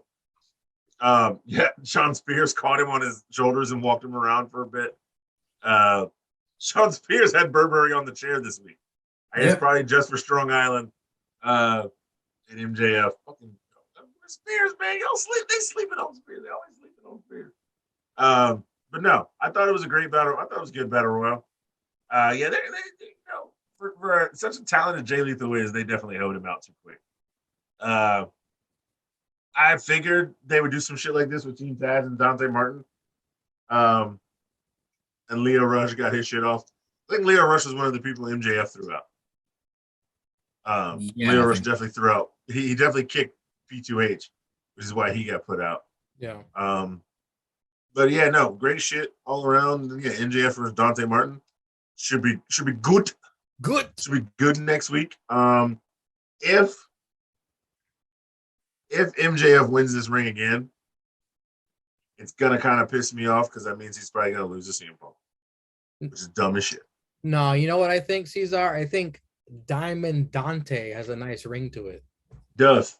Oh, don't tell me that Dante Martin, as good as his kid is going to be the one to beat MJF. No. Well, for the ring, yeah, because it can go either way. CM Punk could interfere in the match. Yeah, there's gonna be Punk fuck. Punk could interfere in the match to make MJF lose, to really make MJF be serious in fighting Punk. And MJF should be the one to give CM Punk a loss. If he beats Eddie Kingston and MJF in the same year, this is dumb as shit. Yeah. That means unless you're really trying to be like Hangman Adam Page is going to beat Daniel Bryan and give him his first loss, and give CM Punk his first loss. Like, you're really trying to hype Page then and have him have a stacked like legendary run with this title. That's the only other reason I can see. But if he beats MJF, yeah, it's shit. Sticks, correct me if I'm wrong, but the last time they were in Long Island, didn't MJF shit all over his fucking home crowd? And now he comes back, all of a sudden he's the hometown hero, everyone loves him. I thought he did. I could be very wrong. Because he shit on everybody. And I could have swore the last time he was there, he's like, and you guys are no different, or like he shit on them too or something. He's like, I'm glad I got out of this town. You know, the typical heel shit. Yeah. I could have swore that happened. I don't know. I thought so too, but I mean, MJF can shit on anybody and they're going to eat it up. I mean, he's possibly the best. I think he's the best heel in wrestling today. Oh yeah. Oh, he's definitely the top heel in wrestling. And I really hope they don't have Dante win, but I have a feeling they probably might. I think they're going to promote the kid, man. I think they're going to. I think you're seeing them ascend him. It's just going to be interesting on if it's going to be some fuck shit from Team Taz. If MJF wins, it's because Team Taz probably cost Dante the match. It could be both ways, though. Yeah. Team Taz could probably come out first, and then CM Punk comes out at the end. Yeah. Right. Or they come out together.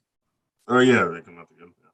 I think during predictions, this match will be the wheelbarrow full of fuck shit match. There's going to be all kinds of fuck shit certification going on.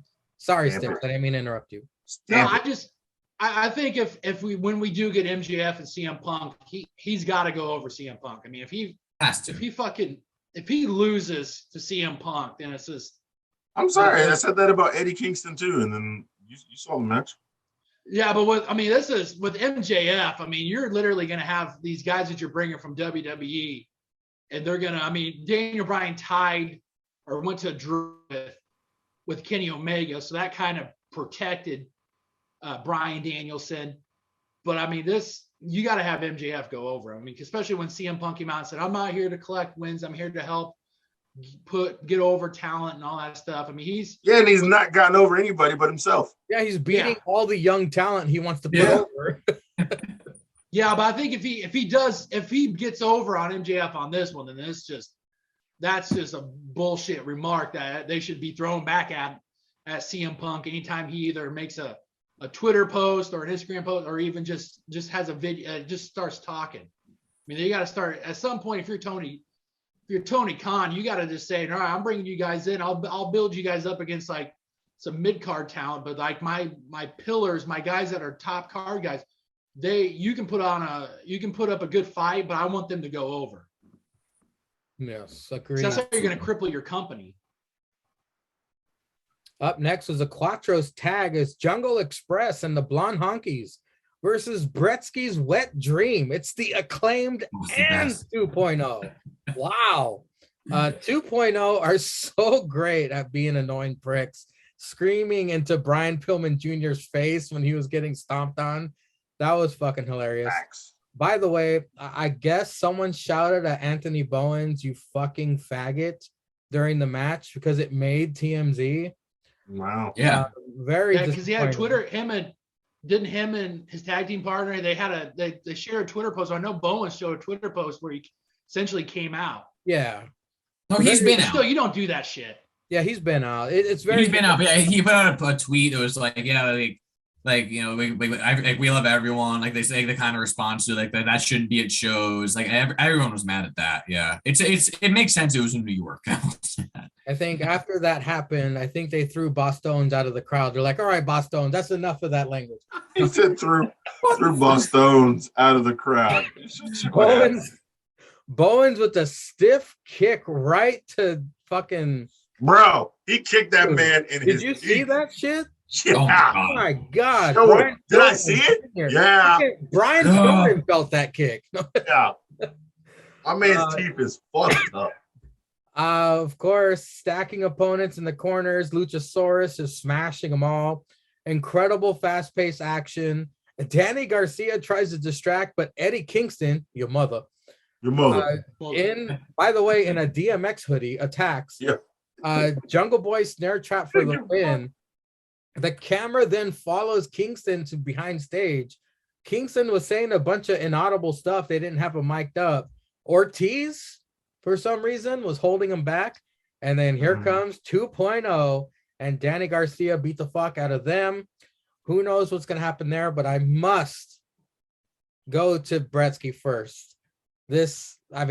Jungle Express, the Honkies versus your boys, all your boys. What did you think of this match? I thought it was really good. I think it was one of the better multi-mans they've had. And like, it was an interesting point. They kept on saying that like all four of the teams had like a 70% or above win percentage or something like that. Something like that. Even though wins don't matter, even though they say they do. Yep.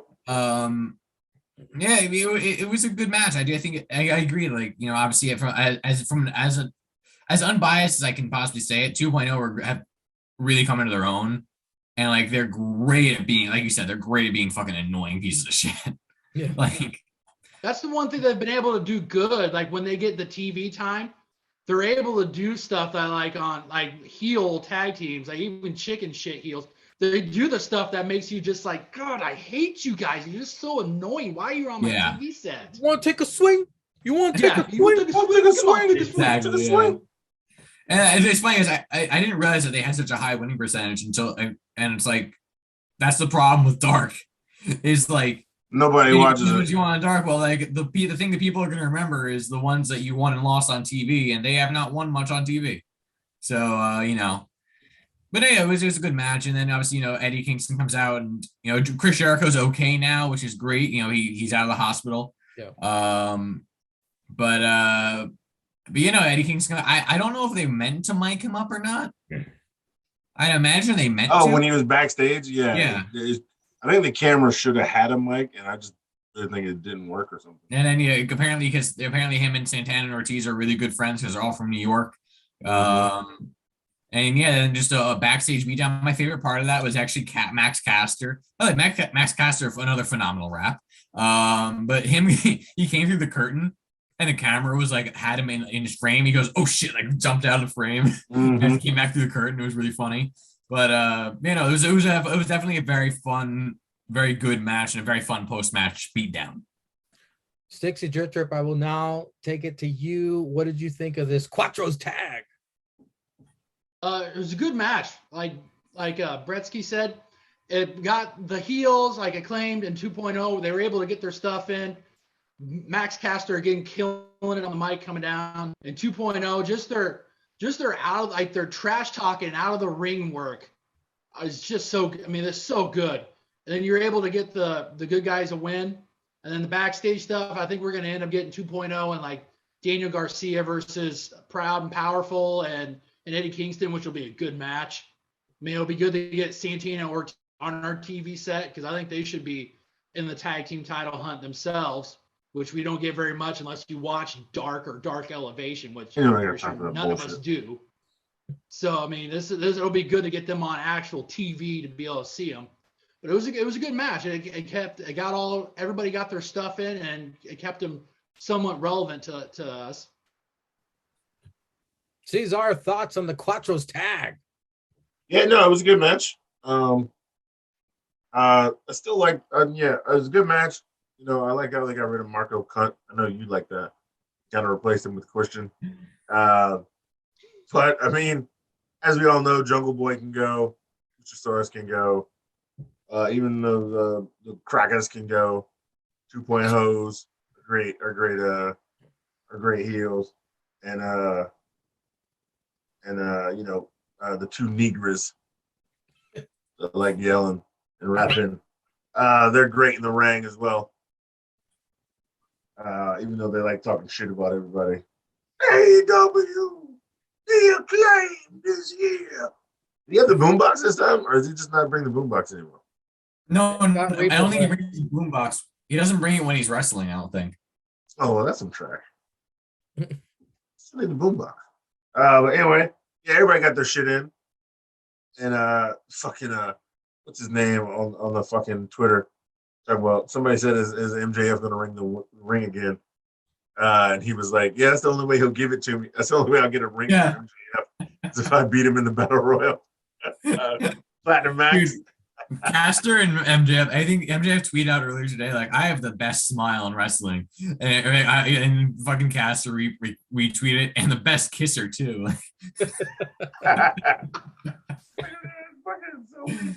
But no, I thought it was a very good match. Yeah, it was a good tag match. Everybody got their shit in, and it was fun to watch. Are you finishing up Rampage? No, now I'm watching the football game. I already finished Rampage. Who's playing? The Packers and the Bears. And I have a couple players in fantasy, so I'm just watching it. It's in the fourth. Winning? It's in Chicago is actually winning by 6, 27-21. Wow. Oh, shit. Yeah, and they're in Lambeau. 2021 is fucked up. Okay, up next, 2021 is fucked, bro. the Young Bucks with Adam Cole Baby. and Brandon Cutler versus Chucky T and Rocky Romero with everybody's favorite Orange Cassidy. Taz says they shouldn't have a close-up of Chuck Taylor's face. Taz was on That some was shit, bro. hella funny. Taz was on some. The Taz was fucking like burning everything behind him, like burning all the bridges. Matt Jackson Did not was care. over the top setup for the back rake. I really appreciated that. Yeah. Chucky T is the Kentucky gentleman, folks. Oh, yeah. Tony Yeah. says Adam Cole. Baby. Adam Cole needs to wash his hair, making Taz bust out laughing. Bucks with a lot of great double team moves to Chucky T, even through the commercial picture-in-picture. Forehead Jackson spit in Rocky Romero's face as well. I don't know if you guys caught that. Jackson. Adam Cole Baby. attacks Orange Cassidy. Rocky Romero double Hurricane Rod as the Cucks. Cutler cold sprays Matt. Adam Cole tries to attack Rocky Romero. Orange Cassidy with the lazy kicks, then gets super kicked for it. Cutler accidentally sprays Matt in the eyes with the cold spray. Meltzer driver, the fucking Cucks win. Cole and Bucks continuing to attack Orange Cassidy, Wheeler and Chuck. The Panama Sunrise plus, wait, Sue and her van drives up with the now known Trent Beretta. It's not Trent. They call him Trent Beretta. Trenty Locks. Trenty Locks. Trent takes out everybody. You got to give the people what they want. He said it twice. I know he's skiing up that Stu and Butlander enter the ring, and you got to give the people what they want again. Sue. It was awesome. Trent Beretta has returned. Stixie Drip Drip. What did you think of this tag team matchup with the return of Trent? No, Trent Beretta. Super Click got a win. It was good. A good little match. Obviously, we're going to probably get Cole and Orange Cassidy down the road. And then you get the return of the most over mom in all of wrestling with Trent coming back. She has a And cameo. that was She has a cameo by Oh the way. my Trinity? god! I know she does. How Yeah. much of it? No, wait. Sue has a cameo. Sue has a cameo. I kind of need a Trent and Sue fucking cameo intro. Sorry, Sticks. No, it was a good match. I mean, it was a good match, and obviously it sets the wheels in motion going forward for some a lot of storylines going forward between both the groups and even individuals. So it was good. That's good. Is Sue really Trent's mom? Is like a thing you can Google. These are your thoughts on this tag team match with the return of Trent Beretta and Sue's van. Oh man, Sue got a Twitter. I'm finna follow this fucking Twitter. No, this was a good match. Yeah, it's a trios match, right? No, it was a tag team. This is it was a regular tag team. Yeah. The Cuts and just Cole Baby were out there. Lots of fuck shit. Oh yeah, this was definitely the fuck shit certified match of the week on AT Dub, if Mangry is watching, but AE Dub. But yeah, Taz actually popped me because when the music played right before they hit orange with the three-way BTE trigger, the music played and Taz goes, "What's this music playing? There ain't any more best friends." I was like, really? Taz killed it on commentary Wednesday night. Taz was awesome. Taz was heat, bro. Taz had the heat the whole show. He said, "There ain't any more best big friends." shoes to fill, or Yeah. cowboy He hat. said, "Who is this?" There ain't, yeah. Tony Skivone shitting on Cole and them laughing at it just because of Brett. Yeah. And Taz was like, "Yeah, I know why you don't like Cole. I know why you don't like Cole." and Cole are so good. But yeah, Trent getting the Mox treatment, coming back bald, super cut, like 2% body fat, and then whooped everybody's monkey ass up in the ring. Then stood there while they're all in the corner. Green Bay just scored. Sitting there in the corner, and then Excalibur beating off at the desk because Trent's back. And now they can finally at least do the hugging. You got to give the people what they want. And then Buttlander and Sue, sitting there. Sue got out the van. Buttlander, whoa. And then watching. And then, they get in the ring and Sue's in the middle. And once again, he skied off another load on that table because you got to give the people what they want. What they want. He's been waiting, I don't know, like 4 or 5 months to skeet that one out. I thought it's all good shit. Great return by old Trench and Locks. Maybe Best Friends can get some dubs now, and they can Best Friends versus Lucha Bros. That's some shit I want to see. You booked that shit. So maybe they can get some wins, get some dubs, and then get up in there and get these get them titles, or at least we get that match. Gretzky, no offense, but dare I say, is Trent Beretta the new Elite Hunter? I hope not. I hope not. Like, I like him. Well, I hope not. What do you think of this match? No, it was a good match. I'm just. I didn't get the whole over the top thing for the back rake. I was like, And I think we've seen that spot of where Cutler misses the one of the buck, misses the guy and hits on the bucks with the spray, and he goes, "Whoa!" $18 for this cameo. I'm gonna order this shit right now. Like that happens all the time, so I'm getting sick of it. Why haven't they just beat the fuck out of Cutler? I'm like, yeah, you're not doing it anymore. Yeah. It was a fine enough match. It wasn't great, but it wasn't bad. It was fine for me, middle of the road. I popped big for Sue, and man, fucking Trent looking like he's gonna turn heel on some bitch sooner than later. It was fun, and whenever you get to see Sue, it's a good night. I mean, you get LA Knight, it's a good night. Yeah. And when you get Sue, it's a good night. Yeah. Dude on Twitter said, "Is it extra if Sue records with the band?" I'd pay for that. That's actually very affordable. I wonder if I can get her to do a fucking Intro? Probably 18 could. bucks for Sue. Yeah. $18 for Sue. Like the tweet is Trent tweeted. My mom has a cameo. It was $9 at first. I told her to change it, and I clicked on it, and I was like, "Oh, it's $18." I was like, "That's fucking doable." Shit, I can do one for the tripod and the Still Raw after party. He said, "Charge more to do them from the van." Everybody's like, "Do it from the van." Up next, Ruby Soho interrupted by Bunny and Penelope.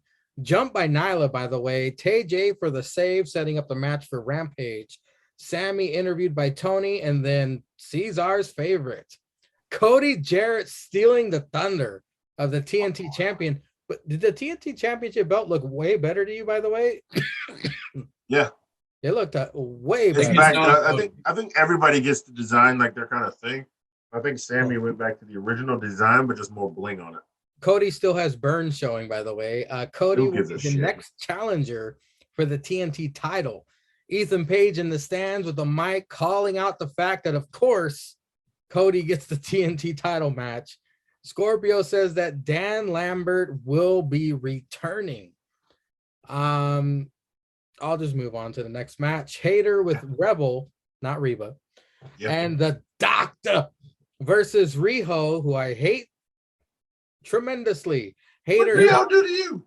Hater tossing that fortune cookie around to start. The Doctor gets a shot in. Riho with a sad attempt to dive onto Hater on the outside. Hater makes her pay for it.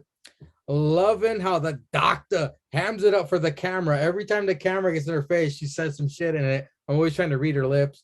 It's funny. Picture in picture, Hater dominates. Riho with bloody mouth and all, able to snapdragon suplex Hater. Hater just destroying Riho afterwards. Riho with a sloppy code red buries her chin in the Hater's anus for a 2 count. The commentators repeatedly say over and over, Dr. Britt Baker has never pinned Riho. We get it, Excalibur.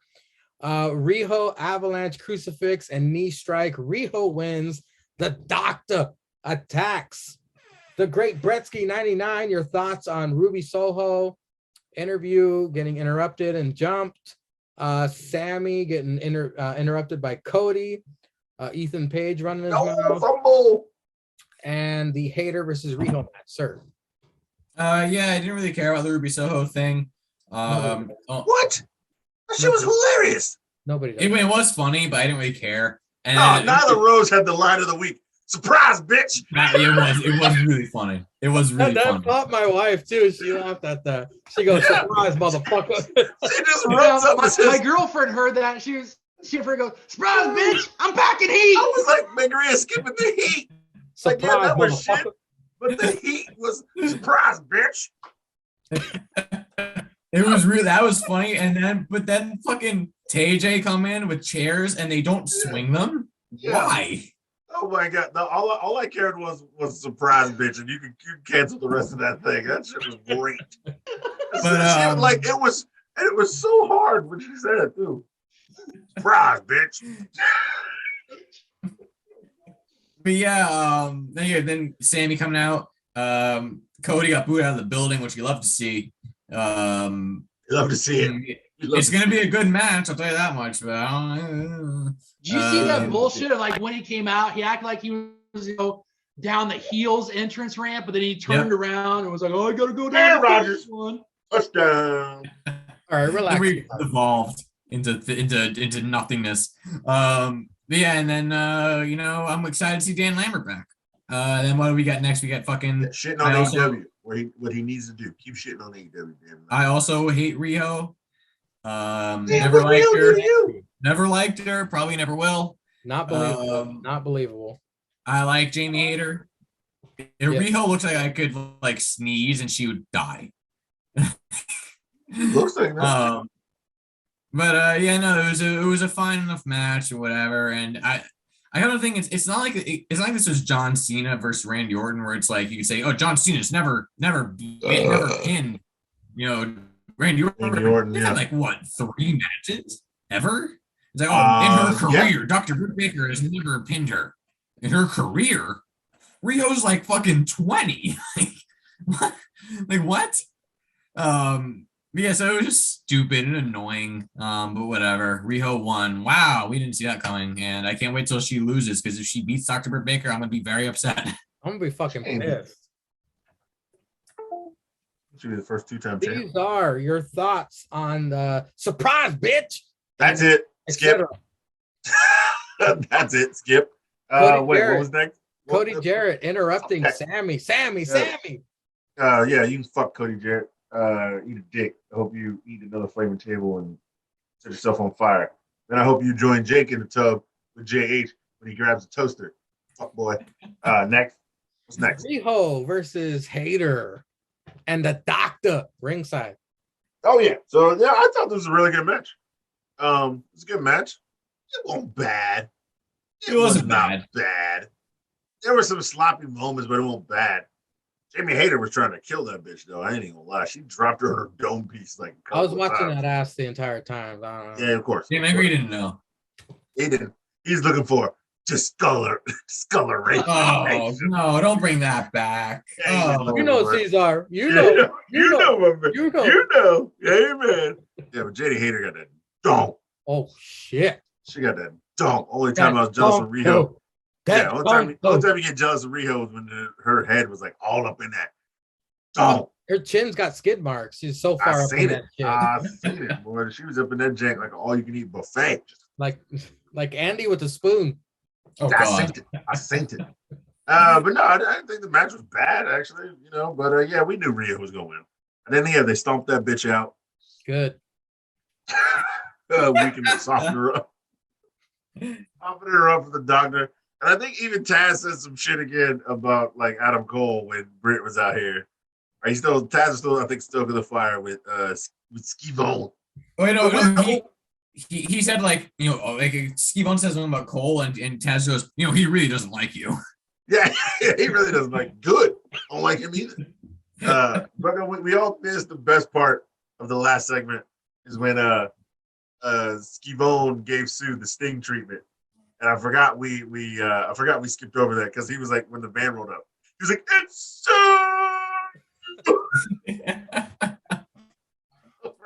about that." Shout out to Skivone. He was showing his ass through. Taz was on some demon stuff, but Skivone got his lines in when he needed to. Oh yeah. And then It Excalibur kinda just a seems piece like of shit to me. all the commentators, excluding Excalibur, picked their game up because JR's gone. You got to. The pros fill in when the pro is down. Stixie Drip Drip, your thoughts on all that nonsense we just went over? If we get, I think we're gonna probably get Sammy and Scorpio Sky, which that'll be a good match. Cody, man. I just hope. I'm hoping one of these days Cody just has a fucking match where it's like loser leaves town. Go be your fucking EVP. He ain't gonna lose. I know he's gonna loser lose. leaves town. He's probably gonna gonna lose. lose. Is he already 2-time TNT champion? Yeah, bitch about to He'll be be 3-time. Then he'll be 4-time. He'll be like the fucking greatest TNT champion ever. He's gonna Chris Jericho TNT championship. Yeah. Oh, Chris Jericho's wrestling. Just, Fucker has an 82% win percentage in AEW. He's got the top win percentage in his own fucking company. You dick. But he's gonna fucking end up getting it for a third time. I mean, him coming in and basically just hijacking this promo, then like, well, maybe I need to go throughout the heel ramp. I'm a good guy. Fuck off. If he wins this title, I'm out. I'm not watching that shit. Stix, you're angering up Caesar's blood. Come on. Well, I've been drinking now. Me off when he came out. I'm like, motherfucker, let your talent go. You don't need to come out here, do this shit. Go home, be a fucking dad. And then the Jamie Hayter and Riho match. I really like Jamie Hayter. I can't wait for her to actually get some consistent wins on TV. And I don't know if they're gonna they keep kind of teasing that maybe she's gonna leave the Good Doctor, but then she has like a match with her at ringside, stuff like that. I agree with you guys. I just can't get behind Riho. I got nothing against her, but I just can't get behind her. And of course, you knew what was gonna happen because she's gonna win this match, and then she's gonna fucking probably lose against the Good Doctor. Doctor's going to get that first ever Covenant win against Riho. and then Riho will go back to main event in dark or dark elevation for like 3 or 4 months straight, and then come back in a battle royal and maybe be like the second to last person knocked out. Motherfucker, Riho shouldn't even main event Panda Express. Moving on, the orange midget, Taz, he's been angry all show. The entire show, Taz has been angry. He's been threatening to make this announcement.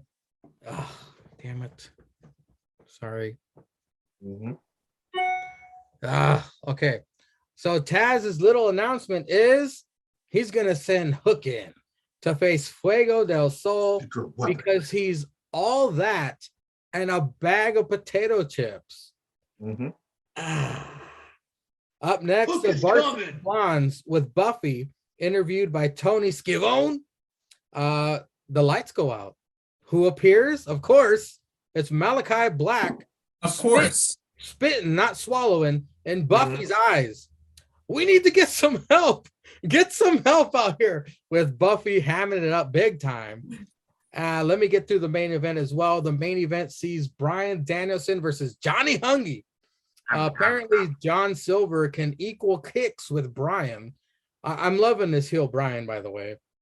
Vicious knee strikes to the neck of Silver during the commercial picture-in-picture. If you haven't seen it, check it out on YouTube.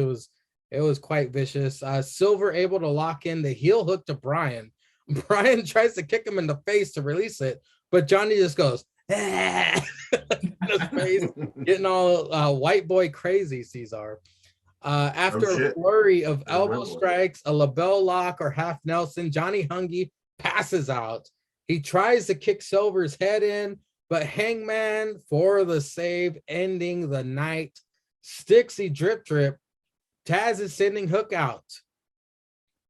Finally going to get Hook's debut on Rampage. So it piqued my interest to see what he would look like, how he would look in the ring. So we'll see. Malachi Black spitting all over that bitch's face. Not to call no bitch no hoe. Not to call no bitch no hoe. Of course.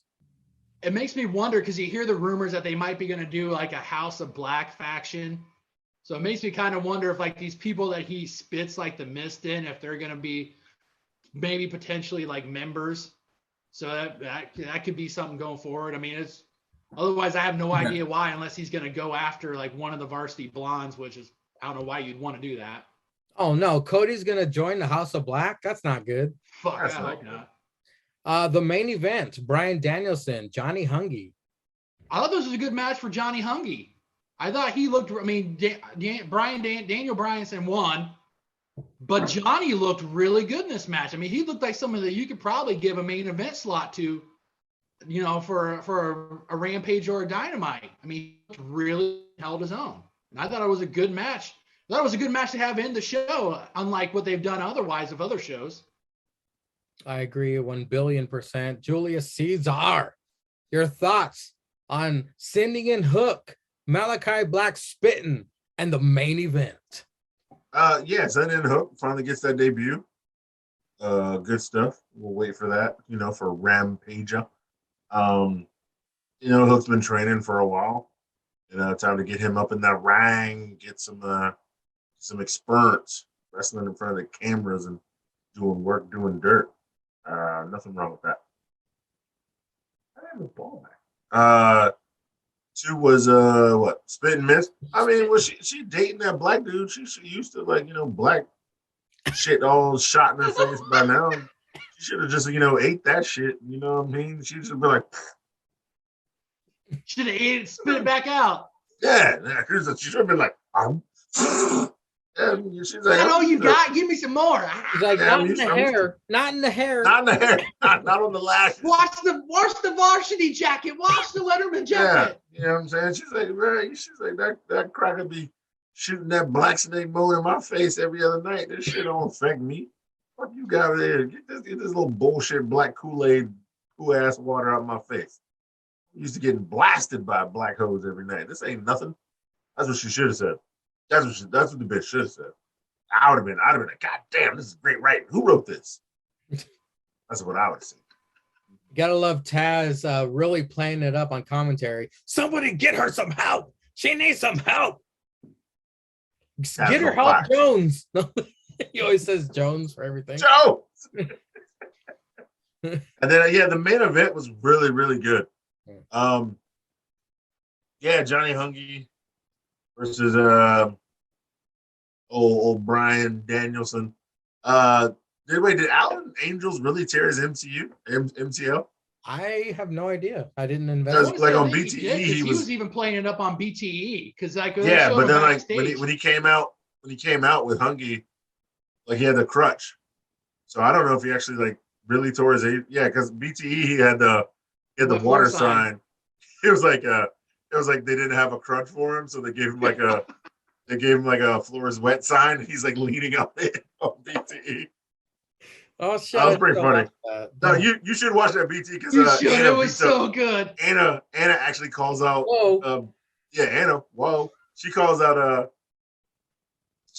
Brian Danielson. Yeah. She's like, you've been ducking me for a long time, Brian. And then they're like, what are you gonna do to Brian? And she just beats up Stu. She like throws him into all the walls. Well, you remember she kicked Hungy in the dick, and he's like, she broke my shaft. She broke my shaft. But she kicked Stu in the dick after she like grabbed Stu and threw him into the walls, threw him on another wall into a table, and then like had him on the ground and kicked him in the dick. And they're all like, "No, you gonna do that to Brian?" She's like, "Yeah, I'm gonna do that to Brian." They fucking. They fucking. Her jungle boy and Stu, they fucking. But no, I thought the main event was really, really great.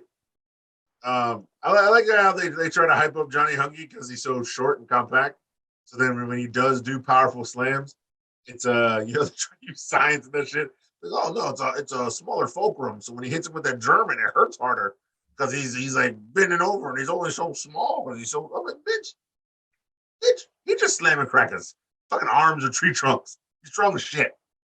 But yeah, like you said, his kicks were like the same kind of powerful kicks that Brian uses. I don't like this. The finish. I don't like this. This new age. If you think he's out, that's just it. I like the old school way when you had to grab his arm and shit had to fall. Yeah, for 3. I would like maybe because it never kind of if you were the face, it never went to 3. But if they had done that, like your arm falls to 3, it makes it feel more threatening because he's got the lock on harder. What move did he even have on him? Did you get a clear? No, I know. Remember, he hit him with the Gotch pile driver, and then he just put him in a submission. What submission? I don't even know. It was because it didn't look like didn't get maybe he had the label lock, but you couldn't see it because the cameraman was blocking it. Yeah, I can't remember what it was. It was on the backside, so I didn't even see it. But the ref just kind of like stopped it. But I was like, man, you should have just let his arm drop.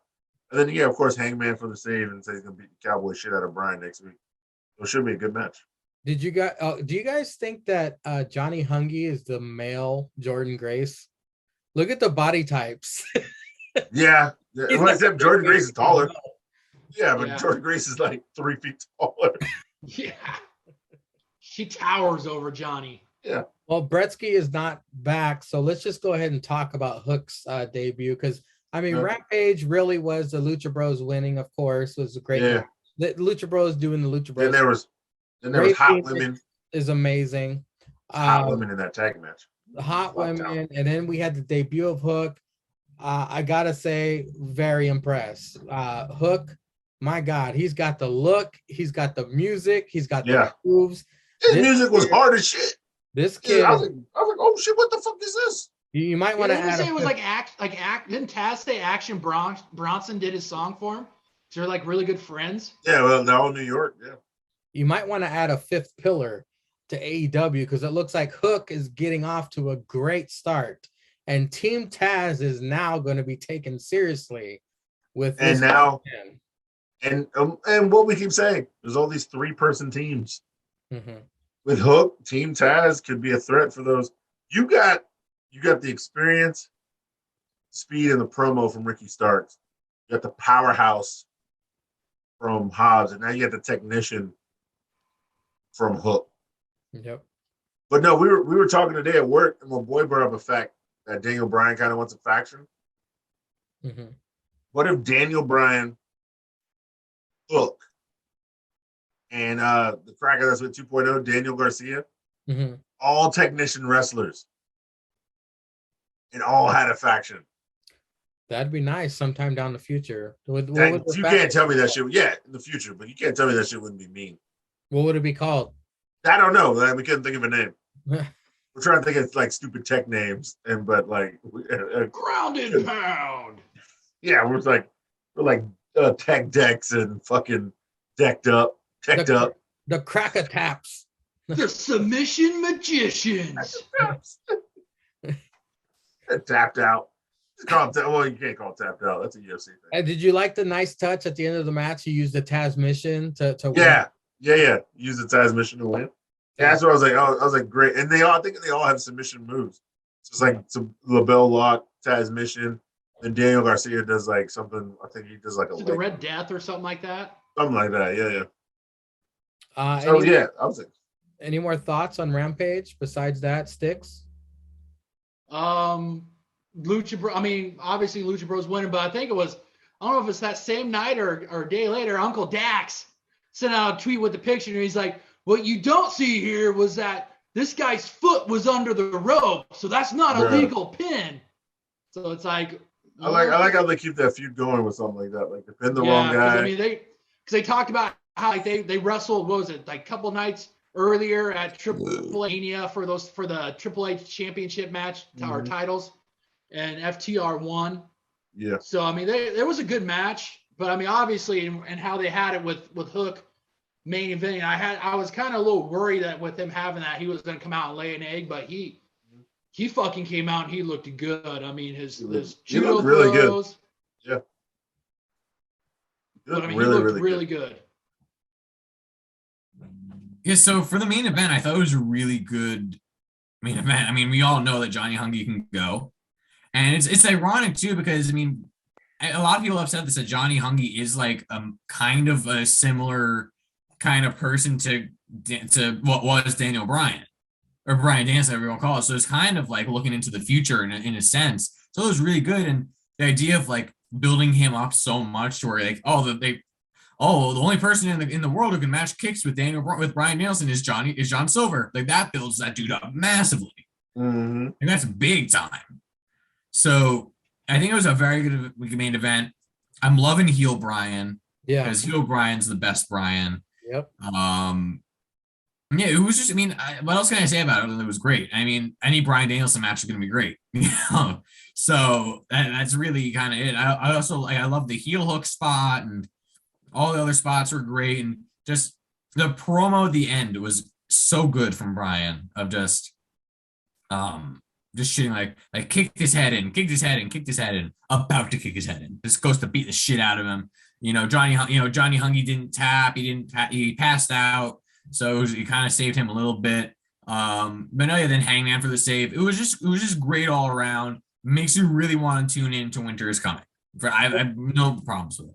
Brett, do you know if he actually legit tore Five's MCL?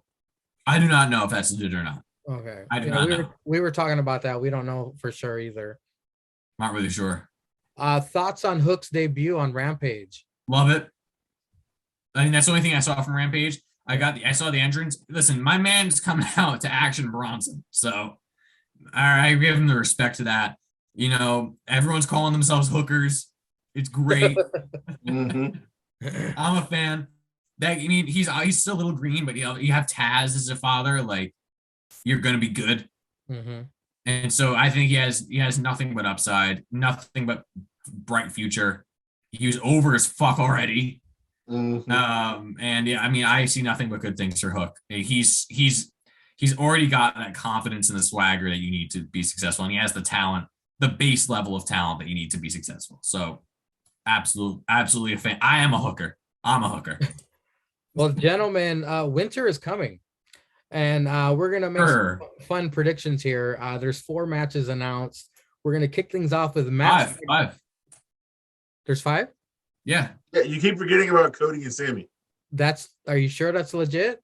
Yes. They said you even said it. He challenged him.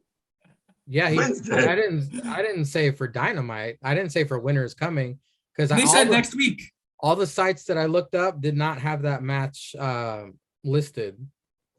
But okay, I'll write it in. Cody versus Sammy. We'll kick it off though with the guy who never wins, Matt Seidel versus Wardlow. Old War Dog gonna tear up some fucking flippity doodah guy. You gotta go. Do we need to go around and ask what we think?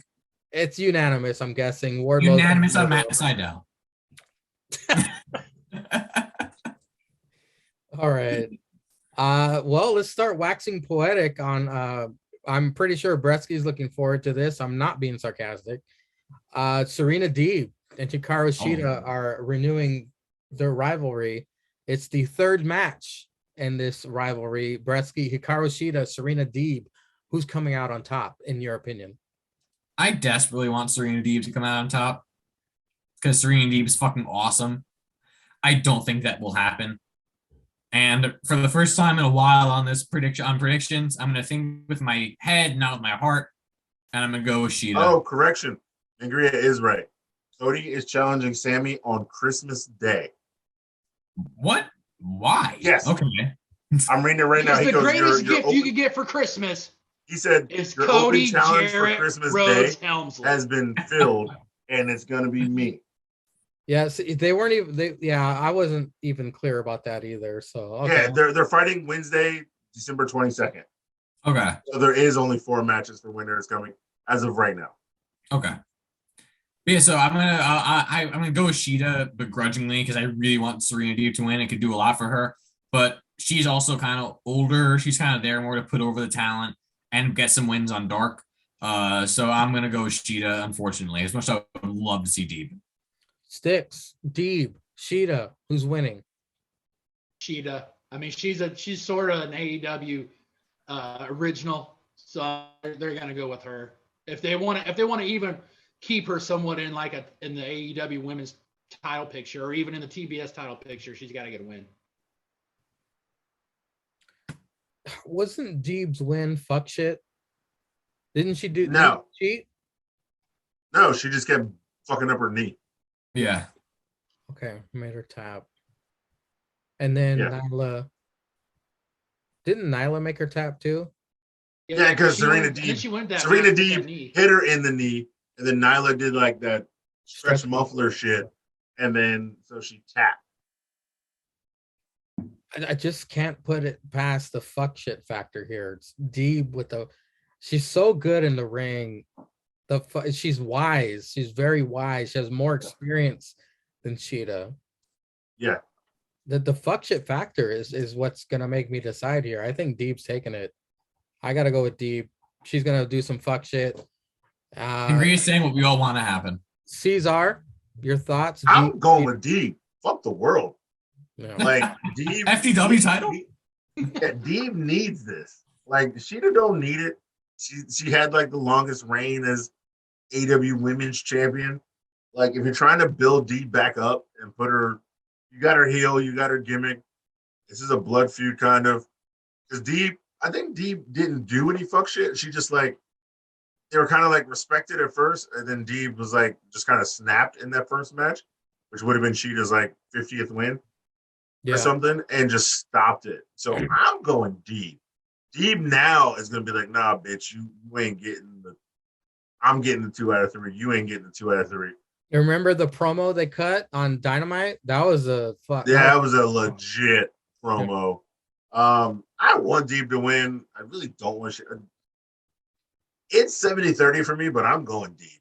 Well, but by the way, this is not this doesn't really count gambling. This is just up next is the Diamond Ring match. The Diamond Ring is on the line. MJF, 2 years in a row he's had that fucking ring. It goes perfect with him. He's a heel.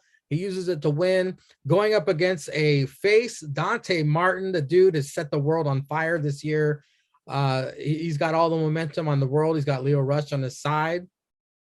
I'm going Dante just because it's got to be CM Punk fuck shit. But of course, you guys said Team Taz fuck shit. I think we all said this is fuck shit certified. Fuck shit certified. Dante Martin will come out on top. I believe in the young man. So I just cursed him. So Stixie Drip Trip, who do you think's taking this? Well, I agree with you on that. I think Dante's going to win. I think it's going to be a CM Punk costing MJF the match, and that's more fuel to the fire for MJF CM Punk. Okay, Cesar.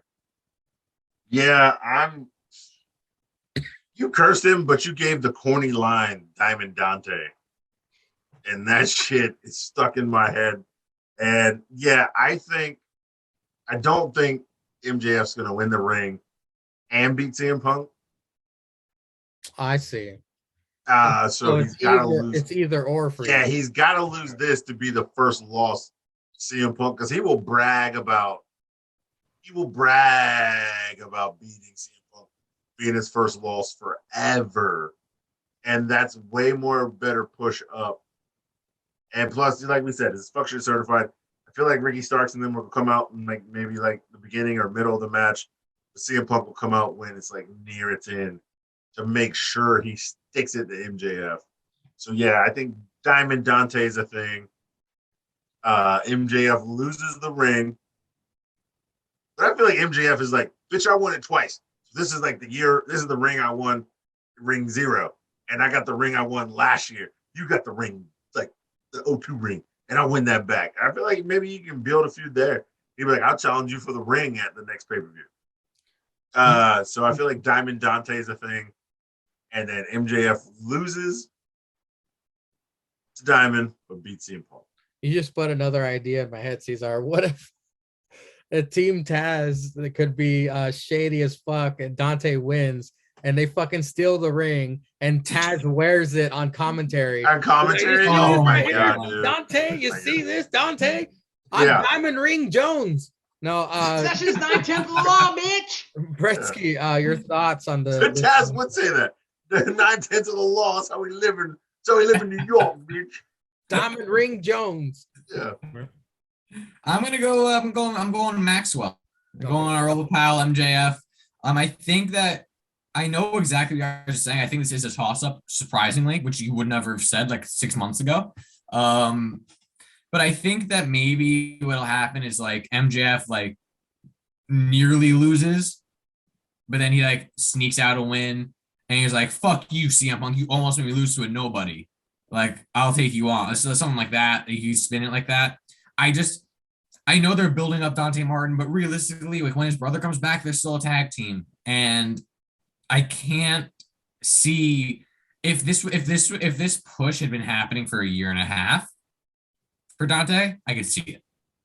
I can't see them. I cannot see this guy beating MJF right now when the future of what we don't know. For all we know, he could, like, if he beats MJF and then just goes back to being in a tag team, what the fuck does that do?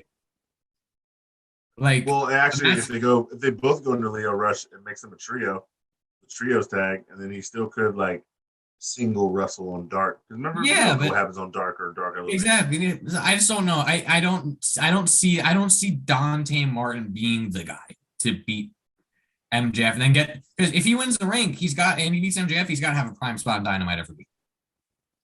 That's it. I mean, we don't know how Dynamite runs, bro. We don't know how they run. I think they put the rocket on Dante and he's going to the. But then again, yeah, like you said, if he comes back as a tag team, he's still got the rocket on him.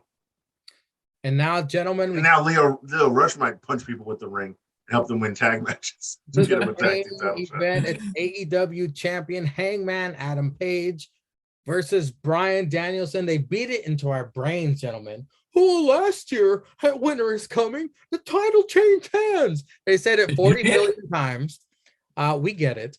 But this time, there are different competitors. Bretsky, I'm letting you go first. Hangman versus Bryan. How will this end? Well, I'd be surprised if we weren't unanimous that it's Hangman. Like, it's Oh, really? Okay, Mangria. Okay. Oh, really? Mangria's I think that Alan Needle's going to win. The third AEW champion is, well, the fourth, actually. The fourth AEW champion is going to be the first transitional one. I mean, after all that build, it could happen. It could happen. Fucking Bryan wins and he rolls off the mask. It's actually just Cody. He grows 2 feet. But no, it's got to be Hangman. I think this is Hangman, and then Brian goes back to being a babyface because he's like, oh, I respect it. You're a lot like me, blah, blah, blah, blah, blah. Mm-hmm. Goes back to being babyface Brian Danielson. I think it's got to be Hangman. It's too soon, obviously. Clean. Okay. Yeah. Cesar. It's Hangman clean. Sticks. Hangman clean. Oh, if it's Hangman dirty though, that opens so many doors. That opens so many doors. If it's The Hangman elite dirty. is complete. Hangman's back. Fuck the No, Dark Order. not that fuck shit. But Dark Order just comes out and fucks with Brian for kicking their heads in all day. Oh, if it's Hangman dirty, they'll leave so many doors. Yeah, open. Alan Angels hits him with the fucking with his crutch or his wet floor sign. The wet floor. Anna Jay comes out and just fucking beats the shit out of him. Kicks him in the dick. Balls. Hey, a lot of people pay for that. I'd pick Push it up. shaft. Go ahead, man, Gria. Say it's Daniel Bryan with your fuck shit having ass. You know, WWE thinking has tainted There we his go. brain. There we go. because There we go. He's got so much momentum. He has so many victories under his belt. He's undefeated. I mean, Hangman defeating Brian clean, that would do wonders for Hangman. It would establish his credibility even much more. Mhm. Brian, he could snap, be like, what the fuck? And then he just goes off on fucking Hangman, starts trying to end his career and shit, prolonging the feud to the next pay-per-view, which is Revolution, I believe. Yeah. Prominence. Oh, it's the wrong company. I'm sorry. Yeah, wrong company. Fuck boys ain't getting no prominence. It doesn't matter. I'll say Brian. But yeah, I mean, I think Hangman will win clean. Brian snaps. This prolongs the feud. They do have a New Year's special coming up as well. Mm-hmm. Yeah. But yeah, it could prolong the feud. I don't know if it's gonna go all the way to Revolution, which is the next one, but Be a good way to kick off their first show on TBS. Yeah, that's true. It's gonna be a fun watch. It'll be a fun. Winter is coming next Wednesday, gentlemen. Thank you for joining me, everybody. All 20 of you, thank you for watching. Actually, it's 10. And until next time, ladies and gentlemen, stay tuned.